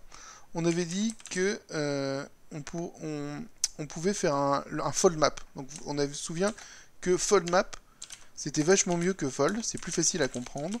Ça prend un monoïde M, ça prend une fonction qui va de A dans le monoïde, et ça fold cette fonction sur les arbres de A. Et on a vu que c'était super pratique de définir les folds comme ça, et surtout on avait vu qu'on peut faire un fold avec un fold map et vice versa. Donc l'idée c'est que si jamais on est sur un bout, alors on envoie la valeur, l'élément neutre du monoïde, et si jamais on est sur autre chose qu'un bout, qu'on a une fonction f qui va dans le monoïde, on a un nœud avec une valeur, un arbre à gauche, un arbre à droite, et ce qu'on fait c'est que on applique la fonction f à la valeur, et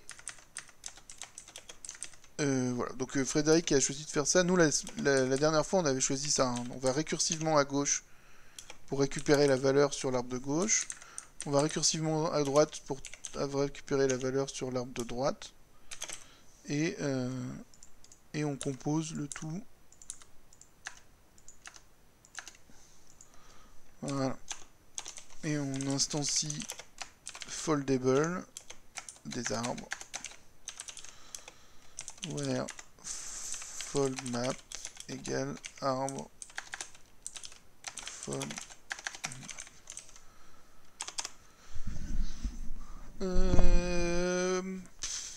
Et puis qu'est-ce qu'on peut faire, je me souviens plus. Bon, peu importe. Dans cet exercice, nous nous intéressons à la type class traversable, dont pour être traversable, il faut avoir une séquence, il faut avoir traverse ou séquence A. Et traverse, ça veut dire que si f est un foncteur applicatif et que j'ai une fonction qui va de A ça va être dans notre cas les nœuds de l'arbre dans le foncteur, et que j'ai un arbre de A, alors je peux fabriquer un foncteur d'arbre de B. Donc si j'ai une fonction qui va de A dans la boîte B, un arbre de A, enfin un traversable de A, alors je peux récupérer une fonction, une boîte qui contient un arbre B. Dans cette définition, f doit être un contexte fonctoriel applicatif de sorte machin machin. Il s'agit en plus d'une extension de foldable, vient le paramètre t dans la définition. Vous voyez qu'ici il y a foldable. La méthode la plus importante est traverse, qui s'apparente à une sorte de fmap, mais dans un contexte applicatif.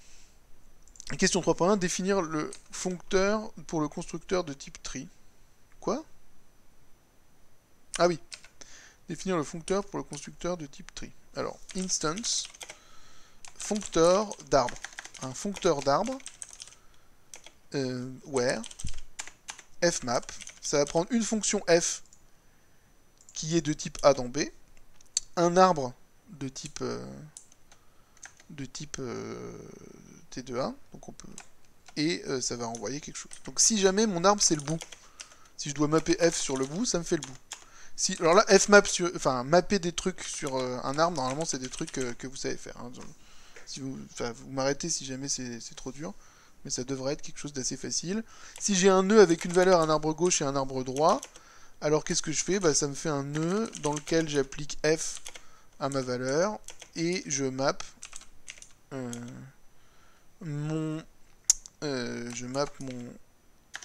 ma fonction f à gauche et je map ma fonction f à droite. Voilà. Un foncteur sur les arbres, c'est pas trop dur. Faire un fmap sur les arbres, c'est facile. Hein. Qu'est-ce qu'on fait?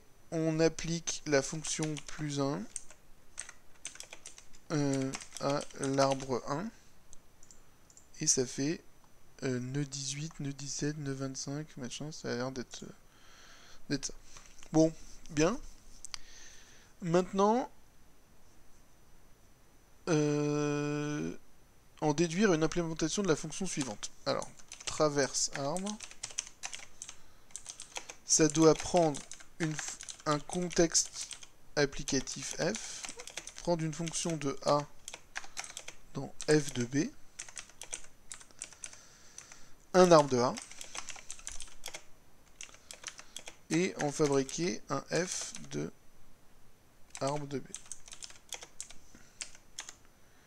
Donc l'idée, c'est que f est un applicatif, et qu'on a une fonction des applicatifs. Alors, bon, déjà, écrivons ce que ça fait d'écrire traverse arbre.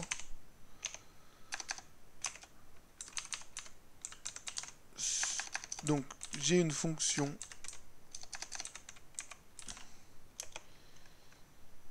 alors f et je vais sur un bout.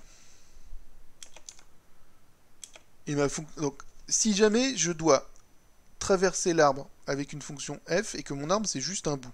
Donc j'ai bout qui est du type arbre A, j'ai f qui prend un A et qui va dans f de B, et je dois fabriquer un f de arbre de B.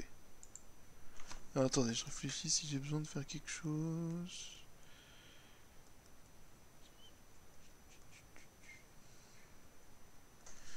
Donc j'ai besoin de... donc là j'ai un arbre de A, donc je peux pas j'ai pas de A ici, parce que mon arbre c'est juste un bout. Donc je ne peux pas, évidemment, appliquer F, parce que j'ai pas de A avec quoi appliquer F. J'ai juste un bout, et ce que je voudrais fabriquer, c'est une boîte dans laquelle j'ai un arbre de B. Donc mon arbre de B, j'ai envie de faire un bout aussi, parce que j'ai pas d'autre moyen d'obtenir un arbre de B. Comment je peux obtenir un arbre de B? Bah je peux pas obtenir de B. C'est à cause de ce truc-là. Parce que j'ai pas de A. Donc je peux juste faire un bout. Par contre, le bout, il faut que je le mette dans F. Il faut que je le mette dans la boîte. Comment je mets mon bout dans la boîte? Eh bien, je mets mon bout dans la boîte en utilisant Pure. Puisque F est un applicatif, j'ai un Pure. Et donc, à partir d'un B, bout c'est aussi un arbre B, je fabrique une boîte d'arbres de B. Bon, maintenant plus dur, si jamais je dois traverser mon arbre avec F et que je suis sur un nœud qui contient une valeur V, un arbre gauche et un arbre droit, qu'est-ce que je peux faire? Alors, déjà, je peux essayer d'appliquer F à V. Et ça va me donner une boîte qui contient, si j'applique F à V, ça me donne une boîte qui contient du B. Et après, j'ai deux arbres, gauche et droite, à utiliser. Alors, qu'est-ce que je réfléchis ce que je peux faire? Il me faudrait, pour avoir un F arbre de B, il faudrait que j'ai une fonction qui fabrique des arbres de B. Alors, on peut essayer de réfléchir. Qu'est-ce qui se passe? Alors, je vais essayer d'écrire ça là. Je dois avoir je dois faire traverse arbre de G, pas un bout, pardon, de j'ai un nœud V, G, D, et j'ai une fonction F. Et ça, je sais que F, elle est de type, je sais que F est un, j'aurais pas dû prendre F, ça c'est une grosse bêtise. Je vais prendre G parce que F c'est déjà le nom du contexte applicatif. Pardon. Ah, je vais pas prendre G parce que machin, je vais l'appeler phi. Comme ça, tout va bien. Alors, j'ai ma fonction phi qui est ici. Ma fonction phi, elle est de type F, c'est un applicatif. Donc qu'est-ce que j'ai quand j'ai un applicatif? On va essayer de programmer comme ça. J'ai un pure qui va de n'importe quel type C dans FC. Et j'ai un apply qui va de F de C dans D, dans F de C, dans F de D. Ouais. Et ici j'ai phi. Phi, quel est le type de phi? C'est une fonction qui va de A dans F de B. Ici j'ai un arbre, ici ça c'est de type A, ça c'est de type arbre A, ça c'est de type arbre A. Et ce que je dois construire ici, c'est un F de arbre de B. Alors, qu'est-ce que je peux faire? Je peux appliquer phi à V. Si j'applique phi à V, qu'est-ce que je récupère? Je récupère un F de B. Bon. C'est pas extraordinaire. Mais maintenant, si... qu'est-ce que je peux faire? Je peux réfléchir à... Si jamais j'applique... Si jamais je map nœud dedans. Si jamais je map nœud à l'intérieur de phi de V. C'est plutôt là que j'aurais dû écrire. Nœud à l'intérieur de phi de V. Nœud, c'est de quel type? Nœud, c'est du type A, flèche, arbre A, flèche, arbre A, flèche, arbre A. Nœud, ça prend une valeur, deux arbres de A, et ça renvoie à un arbre A. Donc si je map nœud à l'intérieur de phi de V, ça me donne ce truc-là, il est de type F de... Donc phi de V, c'est du F de B. Donc il est de type F de arbre de B, flèche, arbre de B, flèche, arbre de B. À ce moment-là, si j'ai deux trucs de type flèche, arbre de B, et que je le donne à cette fonction en utilisant apply, à chaque fois, ça va me donner à la fin un f de arbre de b qui est exactement ce que je veux. Du coup, il n'y a pas de 36 000 manières de s'en sortir. Je vais faire phi de v. Je vais mapper nœud ici. Alors, on le fait de manière basique, puis après, je vais vous expliquer comment... Je vais vous expliquer ce que ça veut dire, en fait. Donc, je mappe mon nœud ici. Ici, j'apply mon nœud à un appel récursif à gauche et un appel récursif à droite.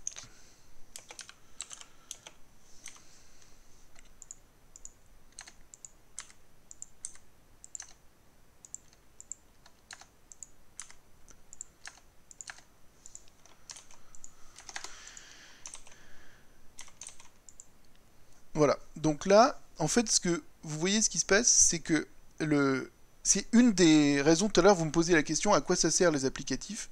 Ben, en fait, ça sert à ça. Les applicatifs, ça sert à pouvoir lifter des constructeurs dans un autre monde. Et là, j'ai lifté mon constructeur nœud dans un monde applicatif, ce qui me permet de faire des choses à l'intérieur de la boîte F. Donc à l'intérieur de la boîte F, ici, je mets mon nœud, enfin, ça permet de faire des arbres à l'intérieur d'une boîte. Et pour faire des arbres à l'intérieur d'une boîte, je monte mon nœud dans le monde des fonctions. Hein, le nœud phi v devient... Le nœud phi v, normalement, c'est un début de construction. Donc ça attend 2 arbres pour fabriquer un arbre. Et donc je le monte dans le monde des fonctions avec... donc phi, ça prend de v, ça fabrique une boîte de b. Je mappe mon nœud dedans. Donc j'ai une fonction qui attend 2 boîtes d'arbres pour faire une 3e boîte d'arbres. Et ensuite, je lui donne les boîtes d'arbres que j'obtiens récursivement en utilisant le apply. Je ne peux pas l'appliquer directement parce que tout est dans une boîte, mais je peux utiliser apply pour appliquer la fonction qui est dans la boîte à un premier argument. Ça me donne une fonction qui est toujours dans une boîte que j'applique à un deuxième argument. Donc là, j'ai ma fonction traverse arbre. Et maintenant, qu'est-ce qu'on peut faire de cette fonction traverse arbre? Donc une fonction traverse arbre, ça permet de traverser une fonction avec un arbre, et donc on va voir un exemple ici, qui est la fonction eventTree, qui prend un type sur lequel on peut faire des manipulations d'entiers, et qui renvoie peut-être un arbre de A, et qui accepte les arbres dont tous les nœuds sont pairs. Donc ça... je vais le renommer pair un arbre. Et comment je peux faire une fonction qui fait que j'accepte les arbres dont tous les deux sont pairs? Et bien ce que je vais faire, c'est que je vais traverser mon arbre avec... Donc là, il faut que j'aille dans la monade de... Dans le... Pardon. Dans le... Donc je regarde ce que j'ai comme fonction. J'ai une fonction qui prend du A. Non. Je dois avoir une fonction qui prend un arbre de A et qui renvoie peut-être un arbre de A. Et en gros, il faut que ça corresponde à ce qu'il y a ici. Arbre de A, c'est bon. F, c'est maybe. Maybe, c'est bien un applicatif. Et B, c'est A. Donc en fait, il faut que j'ai une fonction qui aille de F, on a dit que c'était maybe, B, on a dit que c'était A. Il faut que je le traverse avec une fonction qui va de A dans maybe A. Donc A dans maybe A, ça va être la fonction qui à x associe if even x then just x else nothing.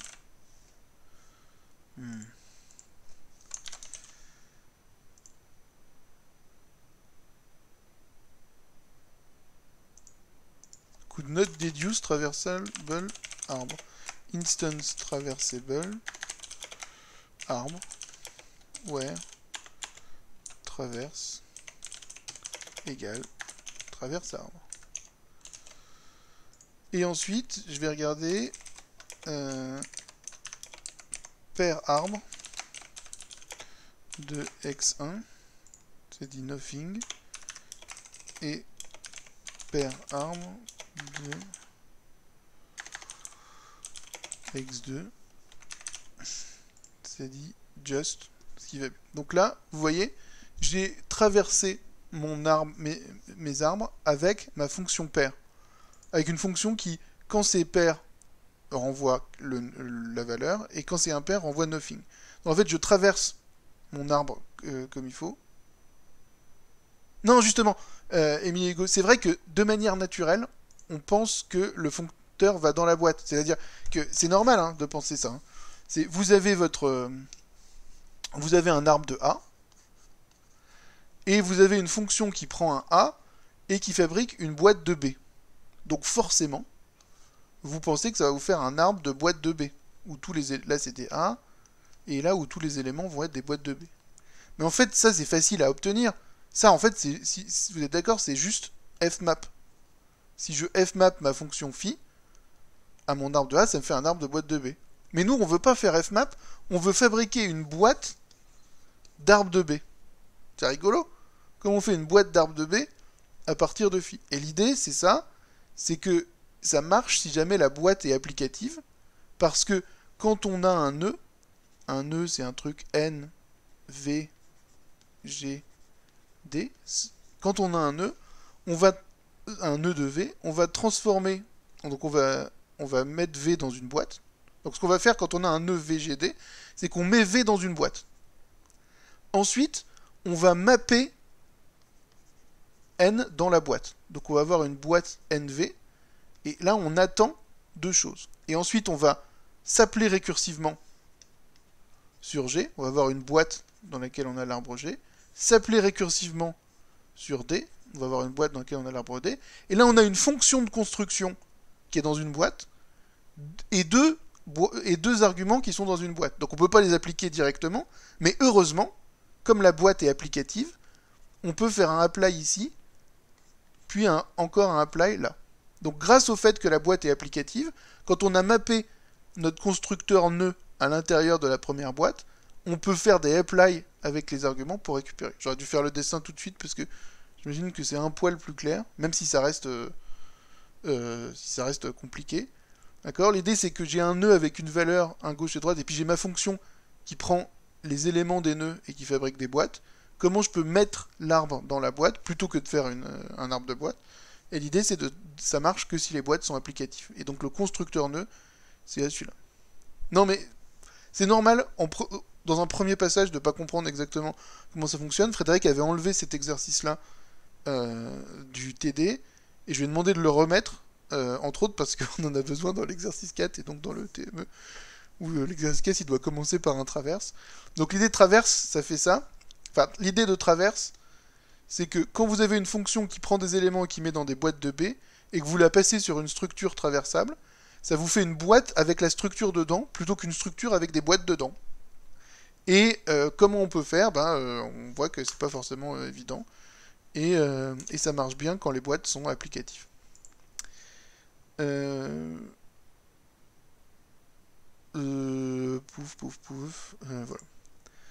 Donc là, ça a marché. Qu'est-ce qui s'est passé ? Plutôt que de fabriquer un arbre de maybe, on a fabriqué un maybe arbre. Et l'idée, c'est qu'à chaque fois, on a... ici, si on avait just, alors on a mis le constructeur dans le just, et après on a récupéré deux boîtes pour les arbres gauche et droite. Si c'était des just, les deux, ça s'est bien passé au niveau de l'application. Mais si jamais il y en avait un qui était un nothing, quand on fait nothing, quand on fait une boîte nothing avec n'importe quelle boîte, quand on l'apply, ça fait nothing. Hein, je pense que c'est ce que vous avez vu en cours. Donc si jamais il y en a un des trois qui est nothing, soit que le nœud est impair, soit que l'arbre gauche donne nothing, soit que l'arbre droite donne nothing, au final la boîte résultante ce sera nothing. Donc dès qu'il y a une des boîtes qui est nothing, la règle de l'apply de maybe, elle nous dit que tout devient nothing, et donc ça va collapser l'intégralité de l'arbre. Bon, c'est cool, et ça nous permet de commencer le TME, qui est l'exercice 4. Donc c'est bien que vous vous accrochiez, hein. C'est de plus en plus abstrait, c'est difficile aussi à expliquer à distance sans voir vos yeux, etc. Mais c'est le cœur du cours, c'est la raison pour laquelle on fait un cours de programmation fonctionnelle avancée, c'est ça les choses avancées, c'est la manipulation des algébriques, des GADT, de ce genre de choses. Et généralement, alors ça dépend, mais les licences d'info et les masters d'info, surtout, ils recrutent, particulièrement STL, j'imagine, des gens pour qui c'est satisfaisant de comprendre ce genre de choses. C'est-à-dire c'est difficile, mais une fois qu'on a compris, on trouve ça élégant, on a envie de l'appliquer, on a envie de s'en servir, parce que effectivement, ça met en... Enfin, tout s'emboîte bien, on vit dans le monde des types, et puis quand tout s'emboîte bien, ça résout facilement les problèmes. Donc c'est difficile, mais vous devriez comprendre pourquoi c'est juste ce que j'écris en première lecture, et après, au bout de plusieurs passages de révision, vous devriez être capable de vous-même faire ce genre d'exercice. Alors, le TME. L'idée, c'est qu'on a un type d'erreur qui est en fait un alias pour string. Et l'idée, c'est que on va valider des choses, on va checker des choses, et que le résultat d'un check, ce sera soit une liste d'erreurs, soit une bonne valeur. Donc on est sur un genre de maybe, mais un maybe est plus intéressant que nothing ou just ce qui va bien. Un maybe qui dit soit, si c'est nothing, ça dit quel genre d'erreur on a eu, et sinon ça dit le A. Donc c'est un truc, c'est pour ça que parfois on vous dit que either c'est l'étape d'après de maybe. Maybe c'est rien ou just ce qu'on voulait. Et vous voulez faire une petite pause avant de commencer l'exocat? Bah oui. Oui, si vous voulez, on fait une pause de 10 minutes, un quart d'heure, je reprends à 11h25.